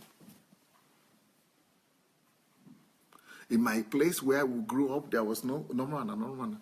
There was nothing like hospital. We didn't have any concept of hospital. There was hospital in the town, but who goes there? We don't even know what is the requirement to even get there. We only know you are taken there when you have an emergency or something bad has happened. But this was not something bad. This was, I could still walk. I was walking. So the treatment I would do for my wounds were I would take ashes because we used to cook with firewood. So we just take ashes and put ashes on them and it becomes worse. Then sometimes, sometimes some people will have mercy on me, come from town and see me smelling, then they bring bandage. So we just bandage it, no treatment, nothing. But by the time you remove the bandage, it opens the wound.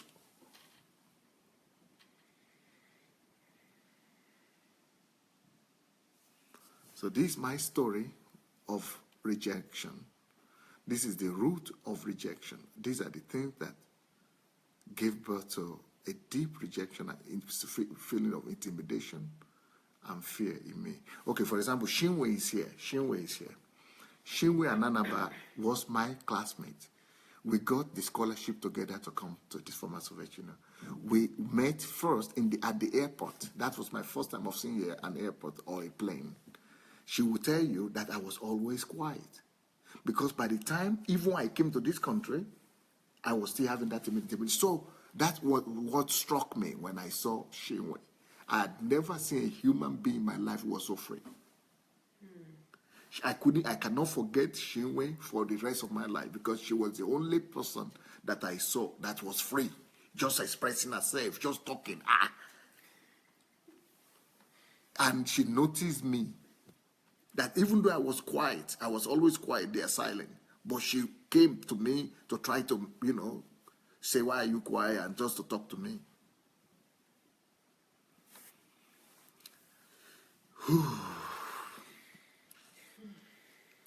We are talking about going from timidity to self-confidence. That is my story. Any one of you want to talk before, talk about who? Before we finish, let's hear what your impressions. Hello. Yeah, I've been really impressed, because I couldn't at one point, I couldn't hold my tears, although I could hear some parts of the story. But this time I got there to this place and could see and could, could be a witness of this. And it's like what I felt is like everything that was all the life, for each moment, even before life started, it was not only rejection, but it's like there is no value in the person, no value in this human being. Like, this human being was just a burden for everyone and for the earth itself. And this is a huge pressure, and of course the inability or panic attacks that Pastor was having when he was asked to stand in front of people. It's like, it's like you have to stand to be crucified, because everyone is going to judge you. Everyone is going to keep destroying you. Like, people will continue destroying you just because they are looking at you. If someone looks at you, it means they are going to destroy you. They are going to hurt you again just because they look at you. Because in your mind, you think that they are going to judge you, to think about you bad, unbelieve in you, and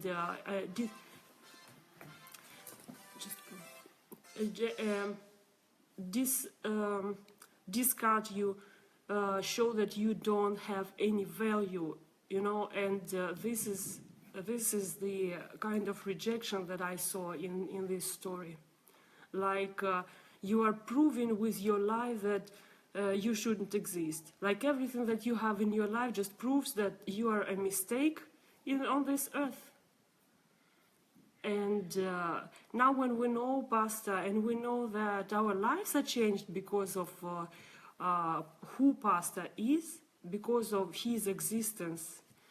Now, like, how I'm just, shocked how one person that has so much inside for this world, so much potential, and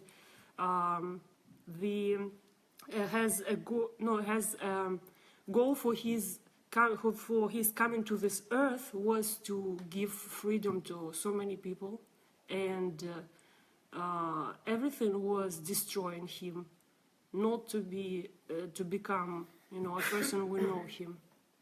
So I am now, by this story, even without now knowing any other points or any other steps or lessons, how to turn timidity into how to go from timidity to self-confidence, even without those points and lessons, I now know that there is no reason for me to feel timid or like judged. Like, everything that I had in my head, it was like imagination, just, a game of the mind.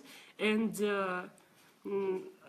even without hearing any points, further points, I can understand that yes, I had not been rejected in my life. Although I have stories, but no, I haven't been rejected when I compare these things. come. No, wait.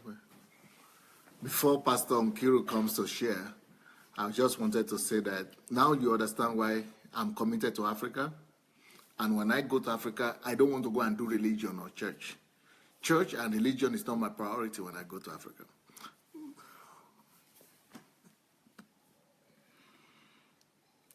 My priority are going to be people. People like me. People with the kind of background that I have. People in the village. People who are rejected. People who are down and out. And now you can understand why my ministry is centered around the people who are down and out.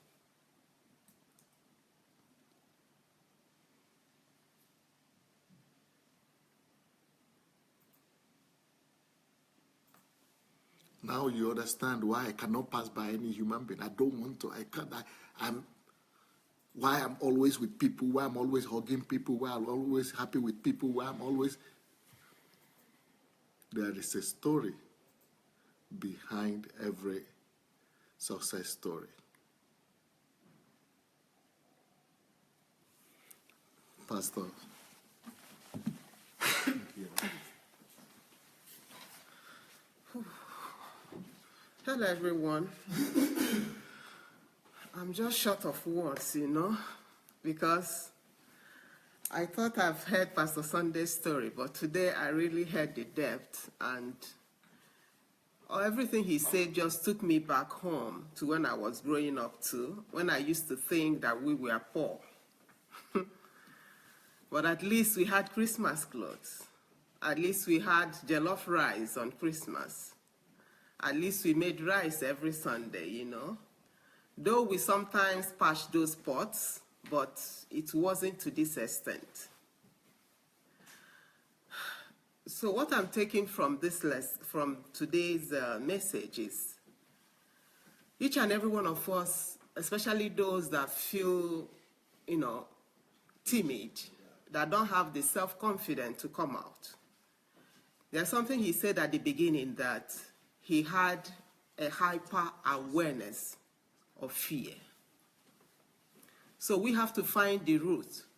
What is causing you? Because he identified his, He mentioned everything that made him feel the way that he was feeling. So when we find the root, then we will know what to attack. Okay?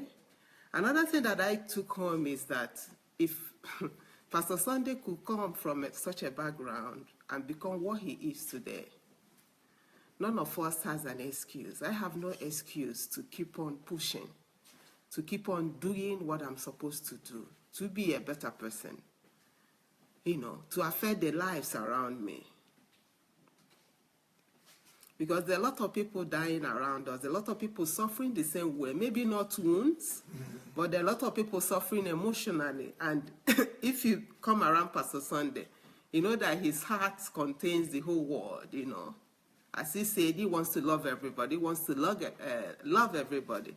He wants to make you feel special, which are all the things that he lacked when he was growing up. Yes.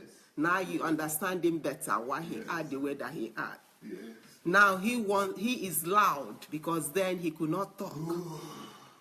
Okay? So we have a lot of things to take home from this message. I'm just too overwhelmed now, so I don't even know what to say, but the message is, there is no valley, there is no depth that you cannot come out of, no matter how low you are in life. It's just a matter of what he's doing, persistence, hard work, and just pushing, knowing where you're going. Okay? And with the Lord by your side, there's nothing you cannot do when you have put in the hard work and belief. I'm too overwhelmed, okay? I'm sorry.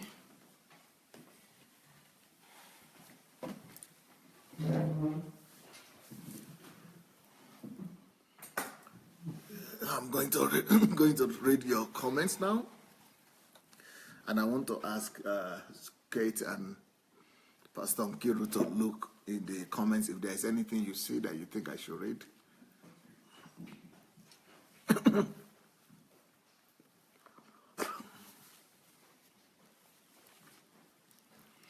Jane Musanka says some of us here might be thinking we have suffered rejection one way or the other. Seriously, I'm not sure it could be compared to what I heard today. Dear say, God has really just showed me that He is the Lord through your life story. Thank you, sir. Yeah, thank you. Andrea Allen Hall said, David Livingstone, the great missionary, said why he never returned to America from Africa was because he could still see the smoke of 100 fires of people who still did not know Jesus. Osofo Sunday, you are burdened with the Father's heart for the people. Maybe Adelaja Sunday. Yeah. Gift Amos, pastor story is more than Nollywood. Yeah, I think there must be a story, a film about that. Somebody asked a question here. Okay. Okay, Yomi Jegede is saying, DSA, please tell us what happened to you at the dining room with the Arabian man eating the meal of 10 people and how you overcame timidity. Yeah, how I overcame will be another day now. This is going to be a whole series. This series is going to last for more than 1 month, the way I'm saying it. So I'm going to be going one by one. I'm going to be taking it one by one. But today I'm just talking about the source of my timidity, where it came from. Bobo is saying emotional suffering is a kind of a wound too. Okay.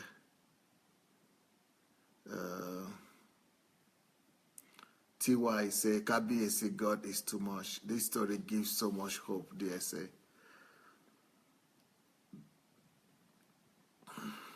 Wanola and Wincy say, thank you for your passion to reach out to people who are going through what you have been through.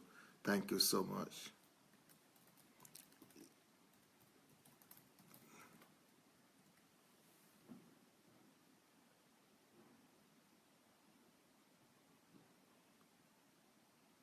Marinos Nsufo say, I passed through similar situation, and that's why I'm always concerned about the underprivileged. Yeah.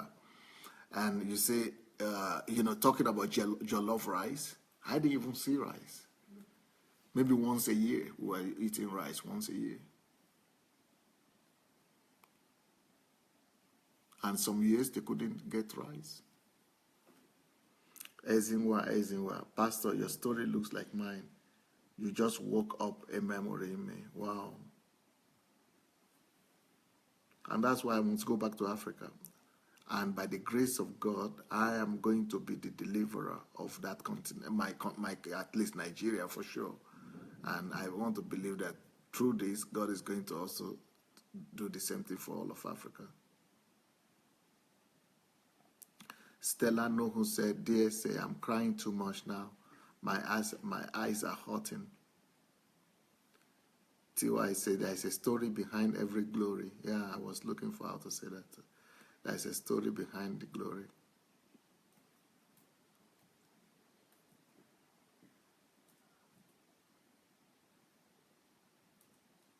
Marino said, I feel pain, Pastor. Yeah, that's the reality. TY says, now, Pastor, it's clear why you want to do transformation, to bring hope to the hopeless. Xinwei said, I did not know DSA's story then, but I saw him with the spirit of compassion God put in me, and I love him. You see, that's why it's good for us to reach out to people. We don't know why they are silent. We don't know why they are quiet. We don't know the story behind them, and to reach out to them, we just need to reach out. We don't know what people are going through. Curtis Anthony, most people in this world don't recognize values in others when they have none. Real shame what this world has come into. You see, but the thing is that from my background, from the story that I told you, you will know that there is no chance, no human chance. In fact, I've been all over the world, and I've seen Africans and Nigerians everywhere, but I've yet to meet every human being in Europe here that has gone through that came from the same background that I am coming from.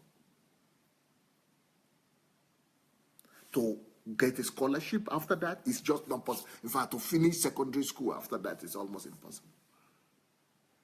Then to be able to win a scholarship and become one of the best in the country, it's just like, it's not possible. How do you go from there to becoming the best in the country? So each time I preach, you understand with the word passion I preach. Every word I put my life into it. Every word I put my energy behind it. Because everything is true for me. Everything is so real.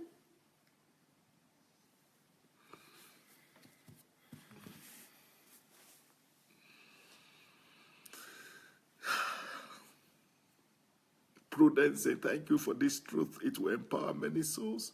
I would like many children to read those books. Your life today. Yeah, the book is already there. You can go get the book. It's on Amazon. You go look for it. It's called Olorunwa. Somebody could write it out. Please write out the name of the book, Olorunwa.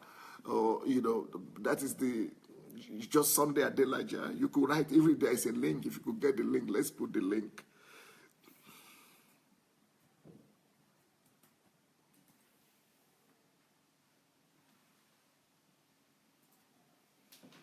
Mofelola is singing, this is my story, this is my song, praising my Savior all the day long. This is my story, my song, praising my Savior all the day long.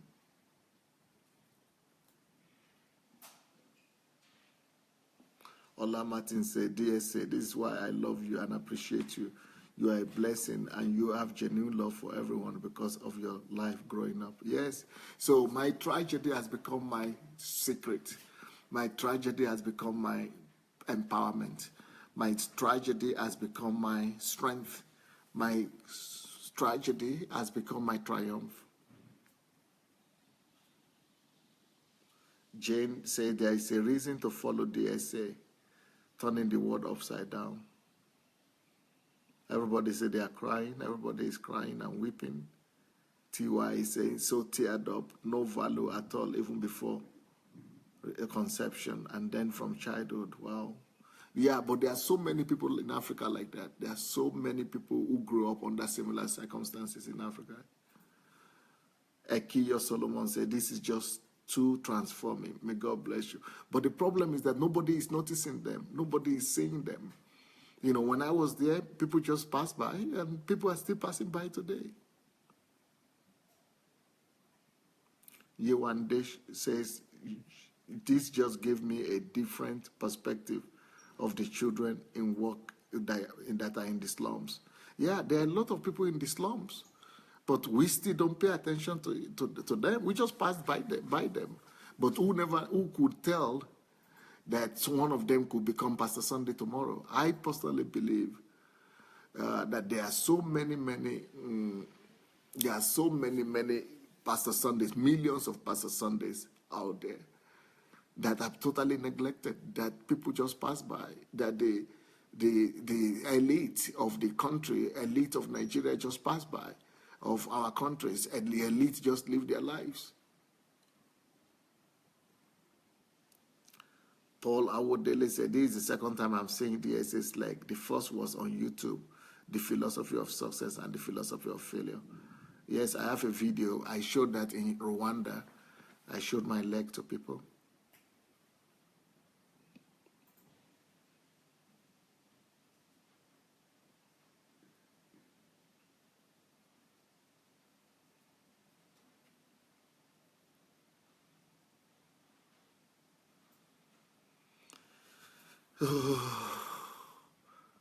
Jefferson is saying this story of Pastor Sunday, where there was no hospital or anything, is the reason why we're going back to Africa with the mobile hospitals, mobile clinics. Yes. You know, everybody needs it up to now. Adiola used to say, yes, that's what we do. They will urinate and pour it on the wounds. Horrible. Yeah, they used to, urinate on my wounds as well.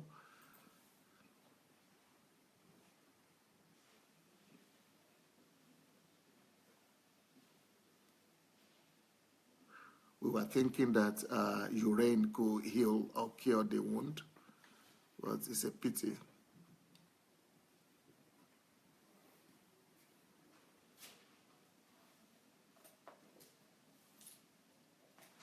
If Oma said, Daddy, your story is one of the most awesome stories. Thank you for this grace in your life. Most of us are ugly. We have ugly stories too.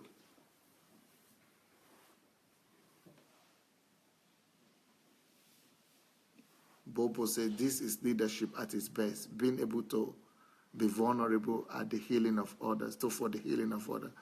Some are even ashamed to speak about their wounds and because of fear of rejection. But Pastor Sunday is showing his legs and his wounds. Lisa is saying maybe we should call the book Why You Can Dance. Jane Musanka is saying, this is not ordinary. My mind is spinning. I am now so confused where DSA is talking about himself or someone else. Daddy God, you are indeed great. Gift Amos is saying, my heart is just aching right now. Vivian Taylor, Father, thank you for healing him for days like we are having this morning, to be taught of your preservation. Yeah, God's preserved.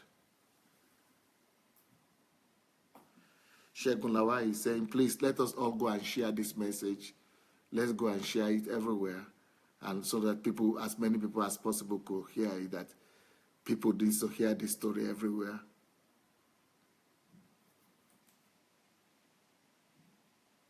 Ola Yinka said, DSA is so honest. Well, yeah, but maybe it will help somebody. Niyo Lushola said, to leave a child outside when he's with his grandma is unbelievable rejection. Yomi Jegede said, God has turned your weeping and rejection to celebration and acceptability. Yes. Toyin is saying, head wounds, flies will smell the rotten flesh and follow. Yes, yes. I used to have those flies. Deoladisu said, you are just so real, DSA. Men of God, take the cue and be real with the people of God. Lisa, he says, the flies that were on my wounds would normally carry germs and breed infection. Yeah, that's why it was not healing. That is why it was not healing.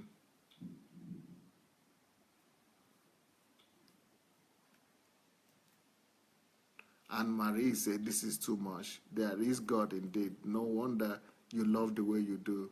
You've been through the values and back. Ushe Shuku Amadi said, oh, Lord God, this is the height of rejection. Yep. Yetunde said, yeah, because there was no treatment for wounds in the village. Yes. Joke says, you are created for a purpose, DSA. Despite all odds and rejection, you are impacting so much people in the world today. Lara said, it's not just the wounds, but malnutrition as well. Yes. Christina Aretano said, DSA, you've always humbled yourself like Jesus.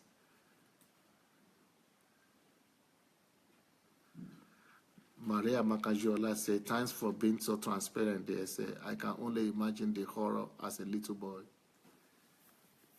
Yes.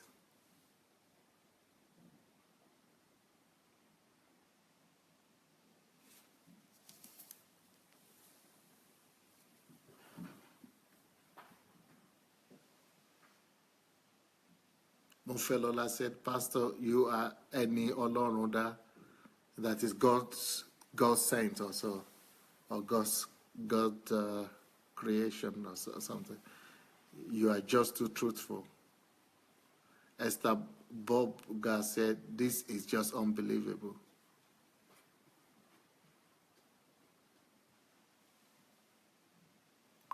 Fumi Jeboda says, scars are our testimonies and triumph.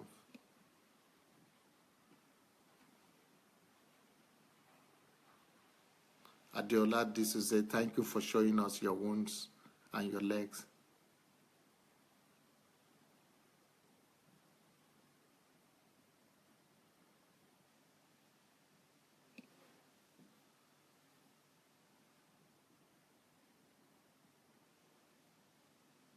Jefferson Uzoma said there is no way we could have we could relate with people only with Bible verses and quotation. You need to feel people's pain.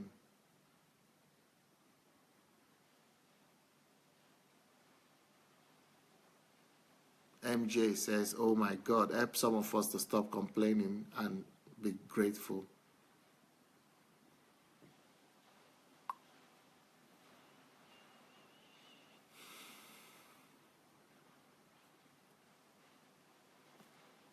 Adeola Disu said, everybody please share. Let's go and share the message.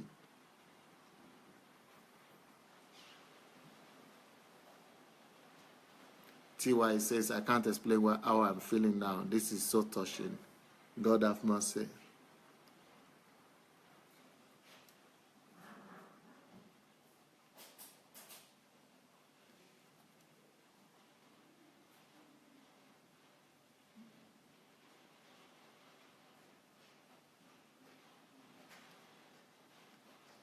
So anyway, okay.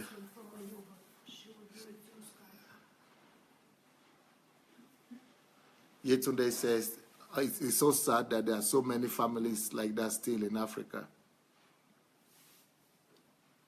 Xinwei says, you indeed had a terrible and troubled experience, but God has planned to work out for you. You are our hero, and we love you, dear. Say thank you. Toyin Ashamu said, so sad, but we now see where God has brought you to. Nzoma says, this is the reason why the church needs to leave the realm of just verbal messages alone and reach out to people with food and clothing, touching life by true giving.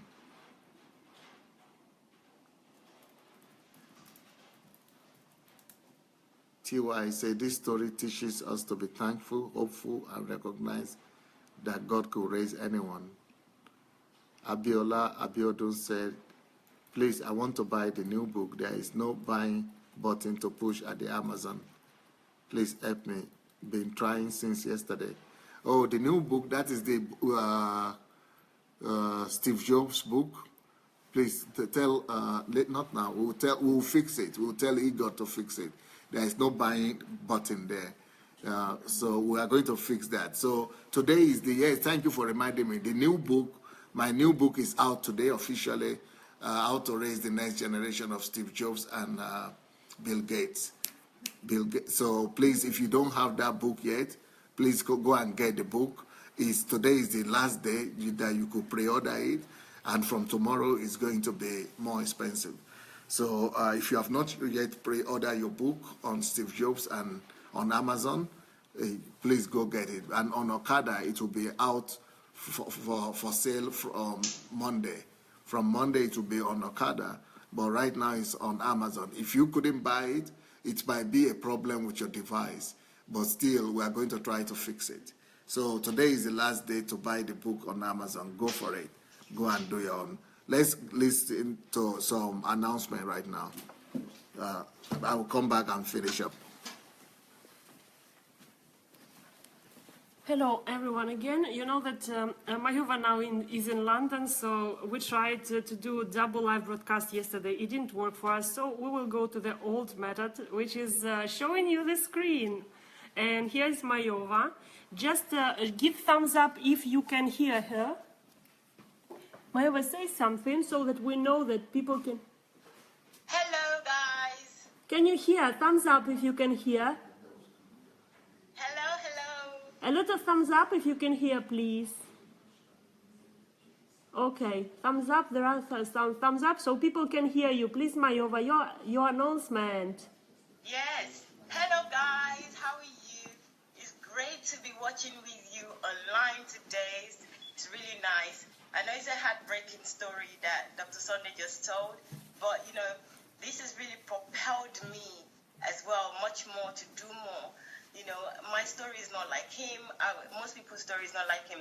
But that's not the reason I am here right now. Is for the announcement. First of all, I want to thank everyone that have sent pictures, photographs. You saw how happy Dr. Sunday was with what we've done so far. So I'm really grateful to everyone for what you have done so far. And as you can see, he is also grateful. So we have a strategy. This strategy will start from next week, Friday, which is the 28th. As you would know already, some of you, or a lot of you, especially DSA family, that Dr. Sunday is starting a live broadcast, a special live broadcast from the 28th, which is next Friday, until the 28th of May. So 28th of April to 28th of May, which is his birthday. And it would answer all your questions. So, as part of that, what we've thought to do in order to allow him, first of all, to be able to come back to daily broadcast for us, in conjunction with what Kate is already doing. Thank you, Kate, with the social media and getting the numbers up in terms of likes. We also want to have a social media campaign. This campaign, you will get notes about the campaign from the various country representatives. I've sent it out and I'll also put it on the list. Dr. Sunday don't know about this, but I thought that we should do this. The team, the DSA Golden Jubilee team, thought we should do this for Dr. Sunday to ensure that not only that he gets the number, but we also get more people to come to his page to be blessed, just like we are being blessed right now. Imagine this today, this broadcast today, how many people need it in the world. So the more people we get on his page and the more people that we get to come to his page and start to follow him, the better. We will be doing our part. And I know for his birthday, he would like nothing more than to help as many people as possible. So the way that we can do that is that the 1 month we have a concentrated month of broadcasting everything about Dr. Sunday. So we are going to start by each of us. The strategy is we'll have our page. So please, if you would like to do it, it would be great. It's not compulsory, but it would be great if we would all join effort together. So the first thing is that we're going to provide you with a Facebook profile. So from the 28th, that profile will be your profile. Secondly, we will provide you with an hashtag. We've Kate has kindly set up a hashtag for us. Is Sunday, the hashtag is DSA Golden Jubilee. So you get the information in writing, so you would be able to see it. You have to put this hashtag on each post. The idea is each country, everybody all over the world, will post something about Dr. Sunday on a daily basis. So you either post pictures, you post quotes, you post your congratulatory message or videos on a daily basis, and we will set up a schedule where even though in that 24 hours, each hour there will be a post. So let's say, for example, Lagos post today, we would all share all over the world. Every hour we would all share from various places. So we have a schedule of time that we will post. We would all share what is being posted by Lagos. The following day, Canada will post, and including Lagos and the rest of the people will start to share with the hashtag. So every time we post, we would put a hashtag. In addition to that, I will put it in writing because I know this is a lot for everybody to take in right now, but it's in writing and it will be shared with everyone in the DSA family. But if you're not in DSA family and you're hearing this and you'd like to support us, join one of the DSA groups and let us know your contact, where you're from. So you can also write to me, which is the email for this Golden Jubilee is DSA50, DSAFIFTY @gmail.com. So the second thing is that we are also going to have a challenge.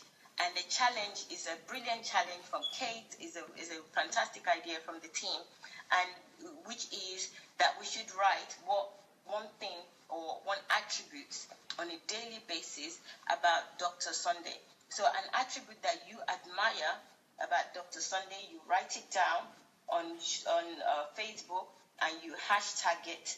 And you would also say why you like this attribute, or you can just put the attribute there. So the idea is to have 50 attributes each. So each of us would end up with 50 by the end of the month of attributes or anything, or what else? What other word is synonymous with attributes? Quality. Let me just check. Kate, are you there? Quality. Yes, quality. Any quality that you admire about Dr. Sunday, you write it down with a hashtag Sunday, DSA Golden Jubilee. So the hashtag is DSA Golden Jubilee. DSA Golden Jubilee. That will be the hashtag for the whole month from April 28th, which is next Friday, to May 28th, which is his birthday. So there's quite a lot to do with this. We also have the links to all his social media and all his connections. It's also in the notes that I have put together, the plan that we put together as a team. So that will be sent to the various emails and country representative or coordinators or leaders, and they will share with anybody that is on DSA family. I'll also try and post it. I will definitely post it on our group chats. So it will be in there, and you would see all the information and how you need to go about it. If you have any questions, you can get back to me. So I'll just do a quick recap. So the idea is, from the 28th, from next Friday, we need to put a schedule. So I would ask the country representative to ask the various team to put down a schedule of who is going to post at which hour of the day, and which country is going to post first. And we have, I think, at least 14 countries, if not even more. So each country will be posting on a daily basis, and the rest of us will share. So then the next day would be another country, and the rest of us will share with the same hashtag DSA Golden Jubilee. We're going to do this. The more we do this, the more we get him recognized, the more followers he would get. We'll come back quicker from the 1st of June to Facebook live broadcast twice a day, and also ultimately more people will be blessed, and the kingdom, as Dr. Sunday would always say, is for the kingdom. It's not for just him, to have the followers. It's actually for the kingdom, so that more people can be blessed. And I know that you guys would support this, because I know how much you guys love him. So I appreciate that. And thank you so much to the London people. You showed me so much love last week. It was so overwhelming for me as well, and all because of Dr. Sunday. So let's continue in that love and start to put this strategy to put it together to ensure that everything goes as planned and successful. So hashtag DSA Golden Jubilee from the 28th, from the day that the live broadcast of the special live broadcast goes on. Daily has Dr. Sunday, which is next week. I believe it will start from 9 p.m. So, but we will start from that day in the morning, early in the morning. So we need to put the strategy together. Any coordinator that is out there that is listening to this, please get in touch. I have some of your emails. I would also get in touch with you, and the country coordinator would also get in touch with you. So we make sure that we have all this ready for the 28th. We have our plan, our strategy, and we put it out as much as possible. DSA for the whole of May, April-May, should be the trending topic on at least Facebook, if not the rest of the social media. I would love it if it goes on Twitter as well, but because we need a number for Facebook, let's concentrate on our effort on Facebook. We can also spread it from Facebook. It will go onto the other social media sites or platforms. So DS hashtag, the most important thing is that you use the hashtag DSA Golden Jubilee. And once you use that, it will collect all your posts together, and it will increase the rating or the viewing or the mention of Dr. Sunday on social media, on Facebook. So this is it in a nutshell. The detail is more it's more detailed than this, and I'm going to send it out so that you guys can read exactly what needs to be done It's straightforward once you have understanding of it, but if you don't, please let me know. I know that, I can just go on sometimes without without filter. So please bear with me. So I hope you do understand, at least to a degree, that from the 28th of April to the 28th of May, we are going to go live and bombard the whole social media with the hashtag DSA Golden Jubilee, with all our messages, all our congratulatory messages, photos from various countries, photos of your celebrations. All right. I don't know what. I hope the time is. I hope. Sir, can I just finish one more thing, please? You have enough time. You had enough time to finish. So if. Okay, guys, I will send it to you on DSA 50, okay? DSA 50, and Kate will also send it. Thank you very much. Dr. Sunday has to go. He's considering us all. Thank you. So I don't know what plan you people are having, but I know that Mayowa was telling you about some plans. But if there is anything, and I think it's in regards to my birthday, if there is anything that I want you people to do, maybe, I don't know if this is included in your plan that you're having or not, but I think you have to include it. If Mayowa is hearing, or Kate, I think it would be a good thing to put all these teachings that we are doing.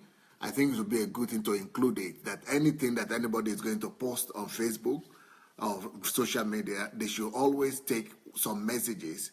So let's say any group will take maybe the series on women, for example, one group. Another group could do the series on men. Another group could do series on crisis. So all these, so that all these days that you'll be posting things, so that every group has one of the series of the teachings, so that all the teachings that's all week or something will be on Facebook, so that everybody will see them again, one by one, and then put the links on Facebook, Twitter, Instagram. And then the second thing I would think would need, so that people will get the word out, so that people will go out and be watching those messages and you'll bless them. Another thing that I think is necessary would be to take all the quotations, all the sayings, especially on Twitter, quotations and Instagram.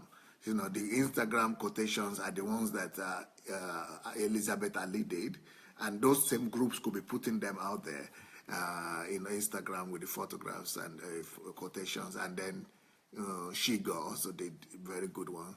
So those could be out there on Twitter, on Instagram. Then the words on Twitter, just quotations on Twitter. We have all the quotations also on my blog. Then all the quotations also from Ali, and so they could put them everywhere. So the message for me is one important thing for people to get the message. For people to, so if everybody is doing it from morning till night, just messages from Sunday Adelaja, that will really popularize the whole thing. So I think those two things should be included in whatever you are doing. Thank you so much, everyone. It has been a very emotional day today for me. But I will be doing this teaching, like I said, every day. Not every day, every Saturday till we come back, I hope, for daily broadcast. But this confidence, self-confidence, and confidence series will continue. Thank you so much, everyone. Have a wonderful day. Bye.